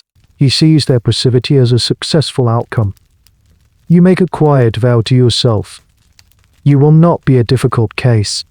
You will be the model inmate. You will be so quiet, so compliant, so utterly broken on the surface, that they will have no reason to look your way when seeking the next candidate for drive. Evans' operating table. You learn to perfect your mask, to hide any flicker of the person you once were. The fear of these more aggressive treatments becomes the most powerful to love control in the entire institution. It's a threat that doesn't even need to be spoken aloud. It hangs in the air, a constant reminder of the final price of being a woman who thinks, feels, or desires too much, while you are fighting for your sanity and survival within the grey walls at Blackwood Manor. A vast and profitable world is thriving on the outside, a world built entirely on the diagnosis that put you here. Hysteria is not just a medical condition, it's a booming business. You are not just a patient, you are a consumer. And your illness is a valuable commodity. Let's zoom out from your cell and look at the hysteria economy. It's an entire ecosystem of products, services, and publications, all aimed at the worried middle and upper class families of women like you. First, there are the doctors themselves, specialists in female nervous disorders. Like your drive, Lawrence could command high fees for their long-term treatments. The endless consultations, the weekly sessions with his expensive vibrator, the referral to the private sanatorium, it all adds up. A hysterical daughter or wife was a reliable, long-term source of income. This isn't to say drive. Lawrence was a cynical fraud. He likely believed in his treatment. But the financial incentive to diagnose and treat hysteria was undeniably powerful. Then there are the institutions, private sanatoriums and asylums, like the ones you've experienced, were often for-profit businesses. Blood and therapeutic services. A wealthy family might spend a fortune keeping their female relative in a high-end institution, paying for the illusion of compassionate care and, more importantly, for discretion. But the economy trickles down from there. The biggest and most accessible market was in patent medicines. Walk into any chemist's shop in London and you would see shelves lined with tonics, pills, and elixirs promising to soothe the nerves, calm the spirit, and cure hysteria. The most famous of these was Lydia E. Pinkham's vegetable compound, advertised heavily in newspapers and magazines. It became one of the best-selling patent medicines of the 19th century. Its ads featured a kindly, grandmotherly picture of Lydia Pinkham, urging women to write to her for advice. The compound itself was a mix of herbs and a substantial amount of alcohol, up to 20%, which no doubt contributed to its calming effects. Here's a specific and rather amusing fact about this economy alongside the medicines. There was a thriving market in protective devices. You could buy special corsets designed to support the weak female organs, or electrified belts and pads that promised to deliver a gentle, constant current to the pelvic region to prevent congestion. There were even special chairs designed for hysterical women that had hidden, built-in vibratory mechanisms that could be discreetly operated. It was a gadget lover's paradise, all built on medical fear. And let's not forget the publishing industry. Medical textbooks on hysteria were steady sellers. But more popular were the books written for a lay audience, guides for husbands on how to manage their hysterical wives, books for mothers on how to prevent their daughters from developing the condition. These books reinforced the gender stereotypes of the day, teaching women that their natural state was one of delicate weakness and that their health depended on quiet submission. The historical debate here is about consumer agency. Were the women and families who bought these products simply passive victims of clever marketing and medical authority, or did they play an active role in this economy? Some historians argue that for many women, buying a bottle of tonic or reading a self-help book was one of the few ways they could exert some control over their own health, in a world where they were often ignored or misunderstood by male doctors. Turning to a product advertised by a sympathetic female face like Lydia Pinkham's felt empowering. It was a form of self-medication, a small act of autonomy in a life that offered very little. From your perspective in the asylum, this entire economy is a distant, cruel joke. You are the raw material at the very beginning of the supply chain. Your unhappiness, your nonconformity, is the resource that is mined, processed, packaged, and sold. The money from your father's bank account flowed to Drive, Lawrence, then to the sanatorium, and now to Blackwood Manor. Your family likely bought some of those popular nerve tonics for you in the early days. You realize that your illness is not just a personal tragedy, it's a pillar of a certain kind of Victorian commerce. The system has a vested interest in your continued sickness. If you and all the women like you were suddenly cured, if you were suddenly seen as healthy, normal individuals, an entire industry would collapse. The doctors would lose patients, the asylums would lose inmates, and the chemists would lose customers. Your diagnosis is, in the most literal sense, too big to fail. This realization offers no comfort, only a deeper, more cynical layer of understanding. You're not just fighting a diagnosis anymore, you're fighting an economy. Years are beginning to blur in the monotonous grey of Blackwood Manor. You have perfected the art of invisibility, your spirit retreating deep inside where the asylum's routine cannot touch it. But outside these walls, the world is beginning to change. The rigid certainties of the Victorian age are starting to crack, and whispers of new ideas, like contraband, are starting to find their way even into a place like this. Your first encounter with this new world comes through a new nurse, a young woman named Miss Evans. She is kinder than the others, and sometimes, when the matron isn't looking, she will talk to you like a person. She sees the flicker of intelligence behind your carefully constructed mask of apathy. One day, while you are mending sheets in the sewing room, she slips you something. It's a pamphlet, folded small, It's paper cheap and thin. Read it when you can, she whispers, before bustling away. That night, in the sliver of moonlight that falls through your high, barred window, you unfold it. The title is bold, The New Woman. You read the words with a hunger you haven't felt in years. The pamphlet talks about women's suffrage, the right to vote. It talks about education, about women attending universities and entering professions like medicine and law. It argues that women are not delicate, hysterical creatures, but rational, capable individuals who have been held back by social convention. It speaks of a new woman who is independent, intelligent, and in control of her own destiny. She rides a bicycle. She wears more practical clothing. She does not see marriage as her only possible fate. The ideas are so radical, so completely opposite to everything you've been taught, that they feel like a jolt of electricity. For the first time, you encounter a language that describes your own inner life not as a sickness, but as a strength, your desire to learn, your opinions, your restlessness. The pamphlet frames these not as symptoms of hysteria, but as the natural aspirations of an intelligent human being. This concept of the new woman was a powerful and controversial cultural figure at the turn of the century. She was oft unmocked in the press and derided from the pulpit. She was seen as a threat to the traditional family structure and the established social order. Critics claimed that this newfound independence would make women unsexed, coarse, and infertile. They argued it would lead to a rise in nervous disorders, that the new woman was, by definition, a hysterical woman.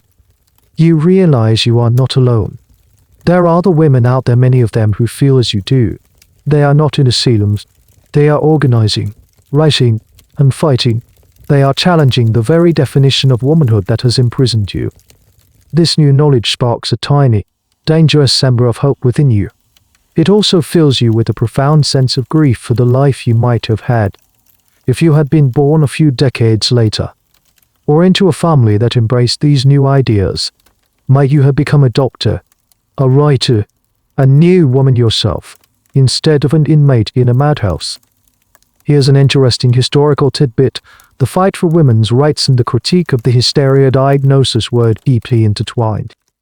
Early feminists and women doctors, like Elizabeth Garrett Anderson in the UK, were among the first to challenge the medical establishment's views on female health. They argued that women's nervousness was not a result of a faulty uterus, but of a lack of opportunity, education, and legal rights. They saw that the rest cure and the asylum were tools to enforce conformity. The cure for hysteria, they argued, was not a pill or a surgery, but a vote, a degree, and a key to your own front door. The historical debate continues on how effective these early feminist critiques were in changing medical practice. While they certainly raised public awareness and began a slow process of change, the medical establishment was powerful and deeply entrenched. The diagnosis of hysteria would not disappear overnight, but the seeds of its destruction were being sown. The arguments presented in that flimsy pamphlet were the intellectual foundation for a revolution in how women's minds and bodies were understood. You hide the pamphlet in a loose seam of your mattress. It is your most precious possession. It is a secret map to a world you thought didn't exist. It doesn't change your daily reality. You still have to scrub the floors and eat the grey porridge. But it changes everything inside you. The diagnosis of hysteria has always been a story told to you by others. A story that defined and condemned you. Now, for the first time, you have found a different story. A story of strength, of potential, of freedom. The asylum can lock up your body. But as you lie in the dark, reciting the words from the pamphlet like a prayer, you realize they can no longer imprison your mind. The pamphlet was a spark. The next tremor to shake the foundations of your diagnosis comes not from the world of politics, but from within medicine itself. A new theory is emerging from the intellectual cafes and consulting rooms of Vienna, and its influence is beginning to spread across Europe. The name of the doctor behind it is Sigmund Freud, one of the younger, more forward-thinking doctors at Blackwood Manor.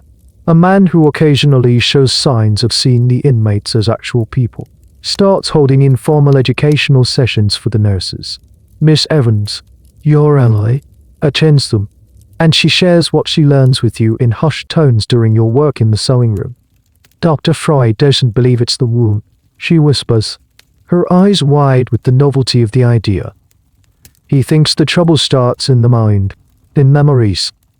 This is a revolutionary, seismic shift for centuries, from the ancient Greeks to your drive, Lawrence. The cause of hysteria was located firmly in the body, in the physical flesh of the female reproductive system. Freud takes the entire concept and moves it north. He argues that hysteria is not a disease of the uterus, but a disease of the past. He proposes that his hysterical patients, unnotably, he treats many are not suffering from a wandering womb or nervous irritation, but from the lingering effects of traumatic experiences, often from childhood. These painful memories, he theorizes, are too difficult for the conscious mind to handle, so they are pushed down, or repressed, into the unconscious. But they don't just disappear, they fester, and the psychic energy from these buried memories eventually converts itself into physical symptoms: the paralysis, the fainting spells, the anxieties, the very same symptoms that have defined your life. This is the famous talking cure. Freud's treatment doesn't involve water jets or vibrating machines. It involves sitting with his patients and encouraging them to talk, to let their thoughts drift freely in a process called free association. The goal is to excavate these buried memories, to bring them into the light of consciousness. By talking about the trauma, by understanding its origins, he believes the patient can be freed from its power, and the hysterical symptoms will disappear. This is a radical departure. It suggests that a woman's story matters. Her experiences, her feelings, her inner life, these are not just symptoms of a bodily disease, they are the very source of her suffering. It reframes the patient from a passive body to be acted upon, to an active participant in her own cure. Of course, Freud's theories were, and remain, highly controversial. Here's a piece of context that's crucial. While he moved the problem from the womb to the mind, his thinking was still deeply colored by the patriarchal views of his time. Many of his theories about female psychology, like penis envy, are now widely seen as misogynistic. He was a product of his era, and he certainly wasn't a feminist hero. The academic debate around Freud's contribution to the hysteria is one of the most contentious in intellectual history. Did he truly liberate hysterical women by listening to them? Or did he just create a new, more sophisticated psychological cage? Critics argue that he often dismissed his female patients' accounts of real sexual abuse, reframing them as fantasies. He replaced the tyranny of the wandering womb with the tyranny of a repressed sexual desire. However, even his harshest critics acknowledge that by insisting hysteria had a psychological, not a biological, origin, he dealt a mortal blow to the centuries-old theory that had imprisoned you. He may not have found the right answers, but he started asking the right questions. For you, in the asylum, the details of Freud's theories are less important than the fundamental shift he represents. The idea that your suffering has a story, a reason rooted in your life and not just your anatomy, is profoundly validating. It resonates with a truth you have always felt but could never articulate. Your unhappiness wasn't random. It was connected to the stifling expectations, the lack of freedom, the feeling of being unheard. Freud's ideas begin to slowly seep into the medical consciousness. The younger doctors start talking about psychogenic causes. They are still a minority. And the old guard, the surgeons like Dr. Evans with his scalpel, dismiss it as unscientific BMS nonsense. But the tide is beginning to turn. The diagnosis of hysteria, once a simple, solid fortress, is now under attack from two sides: from the outside by the feminists of the New Woman movement, and from the inside by Freud's psychoanalytic revolution. The fortress hasn't fallen yet, but for the first time, you can see deep cracks appearing in its walls. You are still locked inside, but the ground beneath your prison is starting to shake. The world outside the asylum walls is about to be torn apart by a cataclysm that will inadvertently do more to dismantle the diagnosis of hysteria than any medical theory or feminist pamphlet. In 1914, the Great War begins. The machine guns of the Western Front become a brutal, unintentional laboratory for the study of trauma. At first, it's just a trickle of reports from the front lines.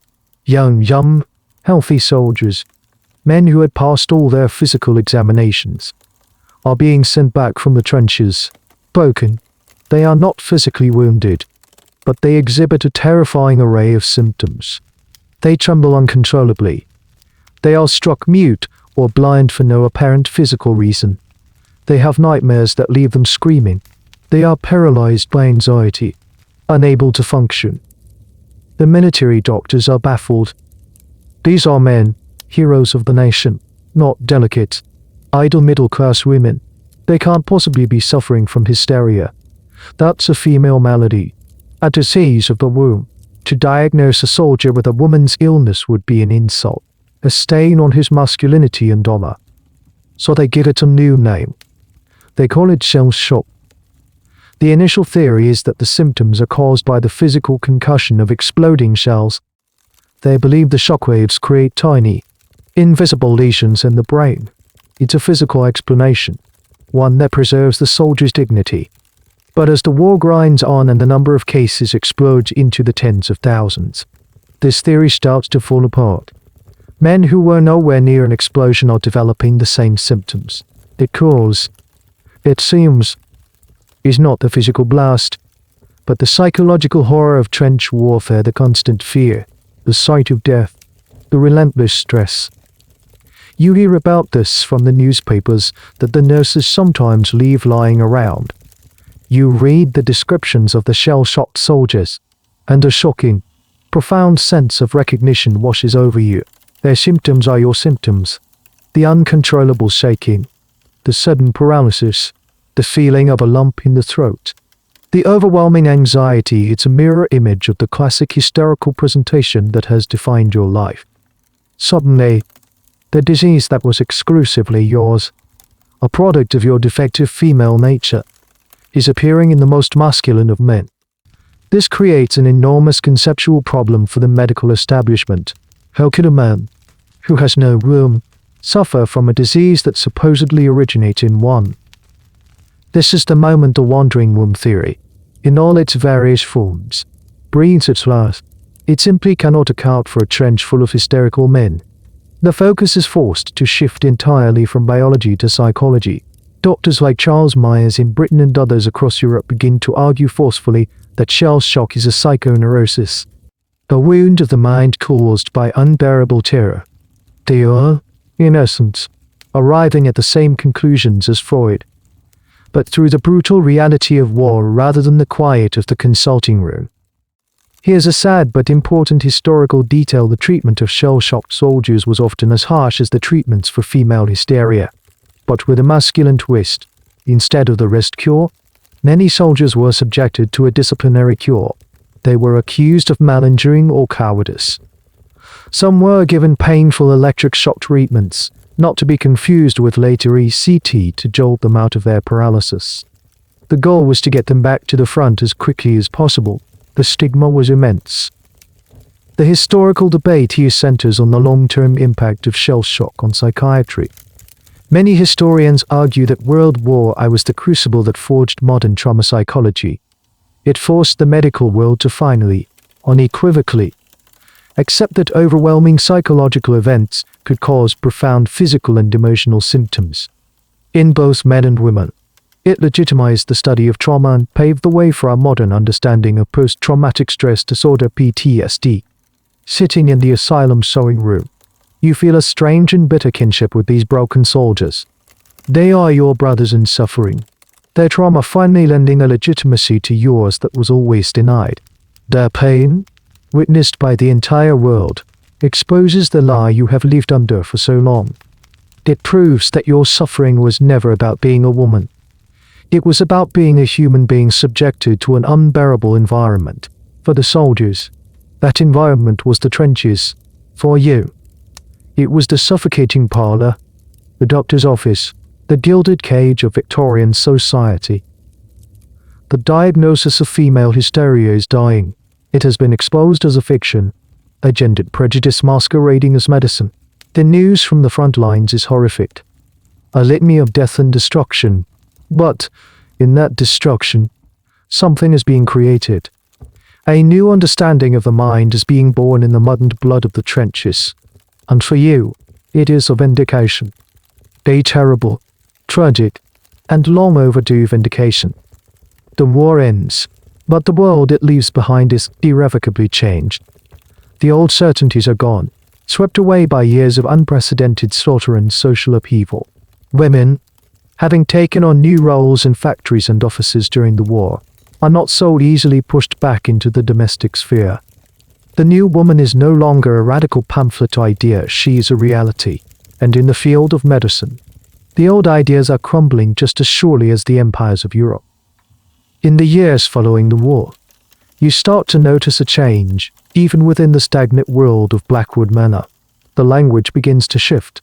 The older doctors still occasionally use the word hysteria, but it sounds dated, old-fashioned, like a word from a bygone era. The younger doctors, the ones trained in the shadow of Freud and shell shock, use a new vocabulary. They talk about anxiety, neurosis, trauma, and conversion disorders. They are no longer looking for a rebellious wound. They are looking for a wounded psyche. The fundamental premise of your illness has been hollowed out. The most decisive blow comes from a direction you never would have expected: a laboratory. The burgeoning field of endocrinology begins to unravel the mysteries of the human body in a way that makes the old theories seem like primitive folklore. Scientists are isolating and identifying hormones, the chemical messengers that regulate everything from metabolism to mood. They discover estrogen and progesterone. They begin to understand the complex, psychical dance of the female reproductive system. They learn about premenstrual syndrome, PMS, with its entirely real, hormonally driven symptoms of irritability, anxiety, and fluid retention, symptoms that would have been a one-way ticket to a hysteria diagnosis a generation earlier. They learn about the profound hormonal shifts of perimenopause and menopause.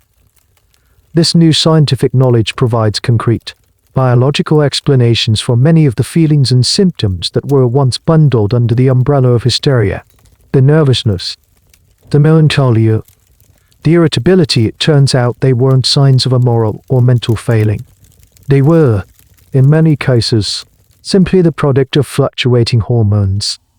The mystery was not in the wandering womb, it was in the bloodstream. Here's a small but significant detail as this new knowledge spread. The old treatments began to look not just outdated, but barbaric. The idea of removing a healthy ovary to cure what was likely a hormonal imbalance became seen as the gross malpractice it was.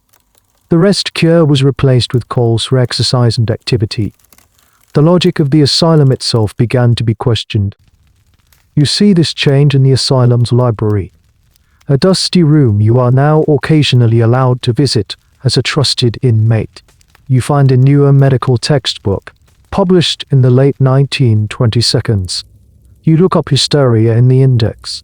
It's there, but it's a shadow of its former self. The entry is short.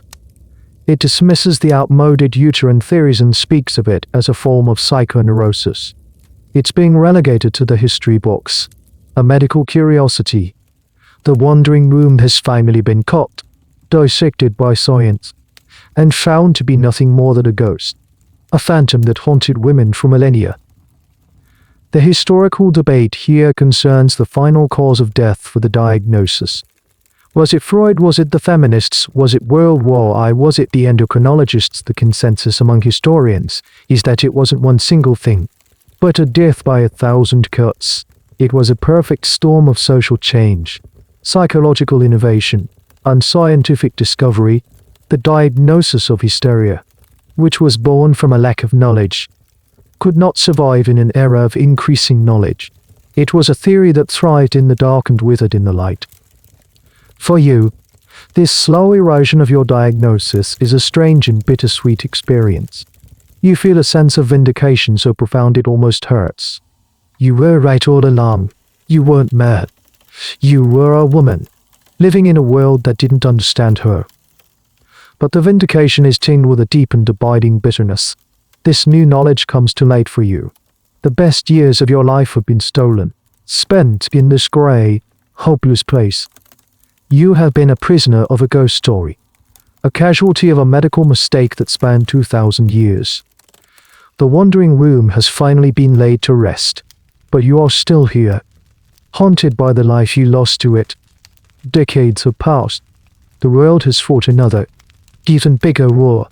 Technology has leapt forward in ways you can barely imagine. Blackwood Manor is no longer called an asylum, it's a psychiatric hospital now, though the walls and the sadness feel much the same. You are an old woman. Your hair is white. Your hands are gnarled from a lifetime of institutional labor. You are one of the lifers, a permanent resident, a relic of a forgotten age of medicine. Your fire has long since been banked to a low, quiet timber. One day, a young doctor comes to see you. He's not like the others. He has a kind, curious face. And he's not here to treat you or assess you. He's a medical historian, a researcher. He's studying the history of the hospital. And he wants to see the old patient files. He has yours in his hand. A thick, brittle-paged volume bound in decaying leather. It's the same file drive Lawrence once wrote in, the one that was stamped at your admission all those years ago. He sits with you in a small, sunlit room, a rare privilege. I'd like to ask you some questions, if that's all right. He says gently, about what things were like, about your original diagnosis. He opens the file. The ink is faded. He reads aloud from the first page. Dr. Lawrence's elegant, looping script, patient presence with a tendency toward melancholia, an overactive imagination fueled by novel reading, and a disposition for argumentation. Diagnosis: female hysteria. The young doctor looks up from the page, not at you, but through you, back in time, to him. This is not a living document. It's an artifact. It's like a shard of ancient pottery or a fossilized bone. He sees it with the detached, analytical gaze of a historian. It's extraordinary, he murmurs, more to himself than to you. The sheer breadth of what they considered pathological, a desire for intellectual stimulation, a personality, these were the symptoms. He flips through the pages. A silent chronicle of your life, the notes on the failed-dressed cure, the sanatorium's hydrotherapy charts, Dr. Lawrence's chillingly brief notes on the praxis of some treatments, and finally, the committal order to Blackwood Manor, citing your intricately to you. These pages are a litany of pain, a record of a life stolen. To him, they are data. They are a primary source document, a window into the medical mindset of a bygone era. He sees the diagnosis of hysteria not as a personal tragedy, but as a fascinating case study in the social construction of illness. He sees how a society's anxieties about changing gender roles, female sexuality, and women's education were projected onto the bodies of women and given a medical name. Here's a small detail that encapsulates this shift. The young doctor might point to the phrase overactive imagination and explain, today, we might call this creativity or intelligence. The very qualities we now value were once seen as signs of disease. It's a perfect example of how medical diagnosis can be used to enforce social norms. He is deconstructing your life, turning your suffering into a lesson for his students. The historical debate has moved on. It's no longer about whether hysteria was real. That question has been settled. The new debate, the one this young doctor is part of, is about the legacy of hysteria. How did this diagnosis shape not just medicine, but culture itself? How did it influence art, literature, and the very way women learned to think about their own bodies and emotions? Scholars analyzed plays and novels from your time, seeing the hysterical woman as a stock character, a reflection of the era's deep-seated fears. The young doctor asks you a few gentle questions. What do you remember about the treatments? Did the doctors seem to believe they were helping you? Answer in a quiet, Simple voice. Your memories are like old photographs, faded and distant. It's hard to connect the vibrant, angry, frightened young woman in that file with the person you are now. He closes the file, a soft bud that seems to echo through the decades. Thank you, he says, his voice full of a sincere, academic pity. Your story is very important. He leaves, taking your file, your life with him. You watch him walk down the polished hallway. A young man from a new world where your illness has no name. You are a ghost, the living primary source. Your file, once a sentence of damnation, is now just a dusty piece of history. And you realize the final, quiet irony of your long life: you have outlived your own disease. You have stayed in one place, and in doing so, you have traveled from being a patient to being a historical artifact, a testament to a time when a woman's mind was a malady and her body was a cage. You are old now, and the world inside the hospital walls is a quiet one. But the ghost of your diagnosis still lingers in the world outside, a faint echo in the halls of modern medicine. Hysteria, as a formal diagnosis, is then buried. You won't find it in the new, sleek editions of the Diagnostic and Statistical Manual of Mental Disorders (DSM), the modern Bible of psychiatry. But has it truly vanished, or has it simply shape-shifted, its spirit inhabiting new bodies? As you sit in the day room, watching the flickering images on a television set, a marvel that still feels like magic to you, you might overhear the younger nurses talking. They use new words for the old pains. They talk about somatization disorder or conversion disorder, clinical, sterile terms for when psychological distress manifests as physical symptoms. A patient comes in with a sudden paralysis in their arm, but no neurological cause can be found. It's a modern echo of the classic hysterical presentation. The explanation has changed. It's now about neural pathways and stress responses. Not a wandering room or repressed desire, but the phenomenon of the body expressing a pain the mind cannot speak remains. You might see an advertisement in a magazine for a new antidepressant. The ad shows a woman, looking sad and overwhelmed by the pressures of modern life: her job, her family, her ambitions. The pill, the ad promises, will smooth out the rough edges, help her cope, make her herself again. You see a direct line from Medea Pinkham's vegetable compound to this shiny, new, scientifically approved medication. The message is subtly the same: female sadness is a chemical imbalance, a problem to be managed unmedicated. This is where the most contemporary academic debate about hysteria lies. Has its ghost reincarnated in other forms? Some feminist critics and historians argue that certain modern diagnoses are disproportionately applied to women, becoming the new wastebasket diagnoses for female distress. They point to conditions like fibromyalgia or chronic fatigue syndrome, illnesses with vague, subjective symptoms that are often met with skepticism by parts of the medical community, and which predominantly affect women. They argue that the old prejudice, the idea that women's pain is all in their heads, has not entirely disappeared. Here's a challenging modern data point. Even today, women are more likely than men to have their physical pain dismissed by doctors as emotional or psychological. Studies have shown that women who present in emergency rooms with heart attack symptoms are more likely to be misdiagnosed and sent home than men. The ancient suspicion that female bodies are inherently deceptive and unreliable still casts a long shadow. The term hysterical has also survived, but it has been demoted from a medical diagnosis to a common insult. It's a word used to dismiss a woman who is seen as overly emotional, angry, or irrational. When a powerful woman in politics or business shows passion or anger, she risks being labeled hysterical, while a man showing the same emotion might be seen as strong or authoritative. The word is no longer a clinical label, but it remains a tool of social control, a way to silence women's voices. You wouldn't know the academic terms for it, but you would feel this truth in your bones. You've seen the pattern repeat for nearly a century. The names change, the theories evolve, but the underlying habit of questioning female experience persists. The wandering womb has been banished. Freud's theories have been debated into obscurity. But the ghost lingers. It's in the quiet dismissal of a woman's pain, in the quick reach for a prescription pad to soothe her anxiety, in the loaded language used to describe her emotions. You have been a prisoner of the most famous iteration of this ghost.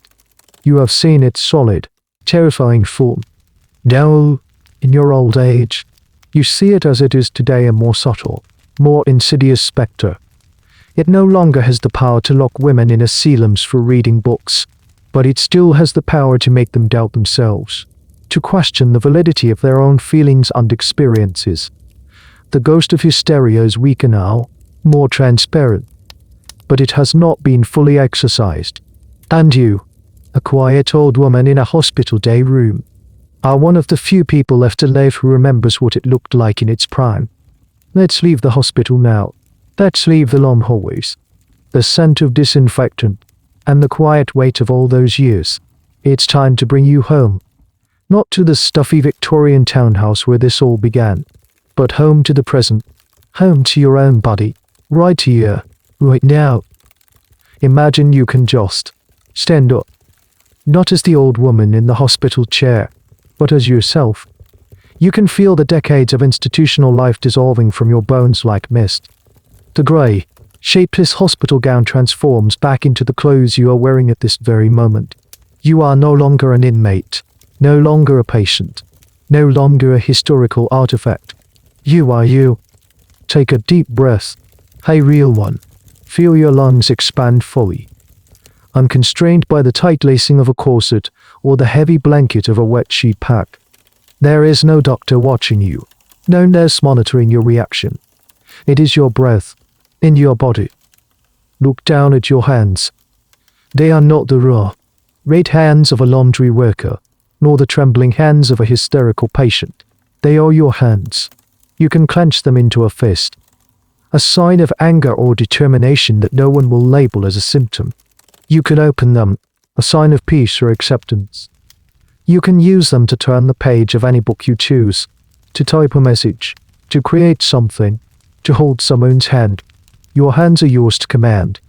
Think about your mind, the thoughts you're having right now, the critical ones, the creative ones, the sad ones. The funny ones are not evidence of a disordered nervous system. They are the texture of your consciousness. You can have an opinion. You can argue a point. You can feel a wave of inexplicable sadness, and it is not a pathology. It is simply part of the complex, messy, beautiful business of being human. No one is going to prescribe you a rest cure for having a rich inner life.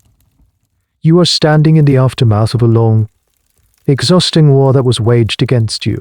You have walked through the entire history of a medical delusion, from its ancient origins to its slow, sputtering death. You have felt the weight of a diagnosis that turned your very being into a disease. And now, you are free of it.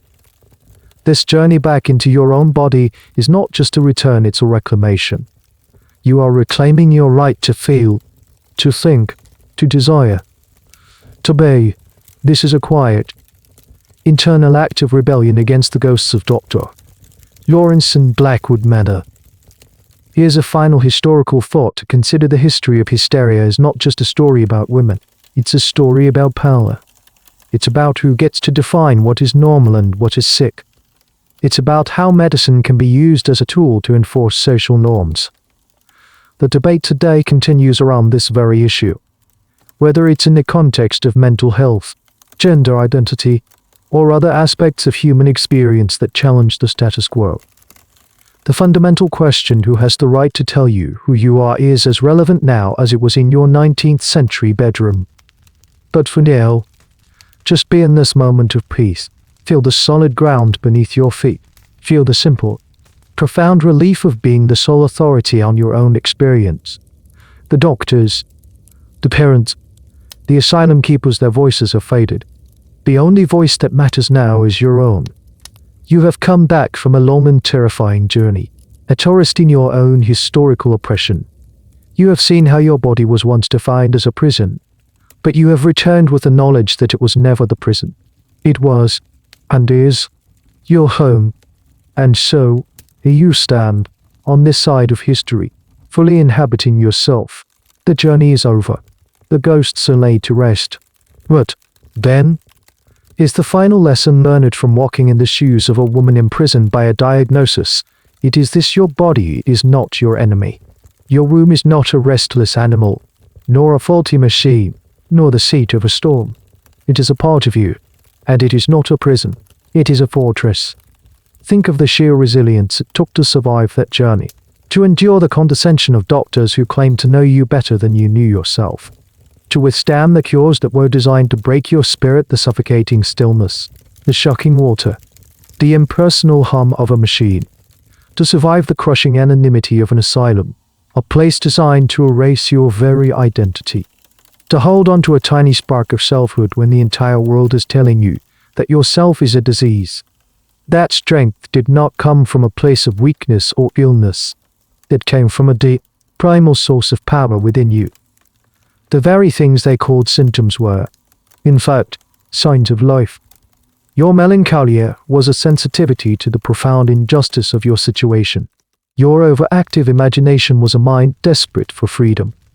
Your argumentation was the refusal to be silenced. Your hysteria was the healthy, sane response of a human being to an insane situation. It was the howl of a soul in a cage. The fortress of you is not made of stone and iron. It is made of this resilience. It is built from your ability to feel, to think, to question, and to endure. It is fortified by your intuition, the quiet inner voice that whispered, "This is wrong," even when you had no words to explain why. Here's one last, curious thought from the annals of this history. Some fringe theories propose that the wandering womb was a distorted cultural memory of ancient, pre-patriarchal societies where female biology was revered, not feared. They argued that the power of creation, centered in the uterus, was once seen as sacred, and that the Greek and later theories were an attempt to pathologize and control that power. It's a largely unsubstantiated, romantic idea, and most historians dismiss it. But it poses a beautiful, final what if.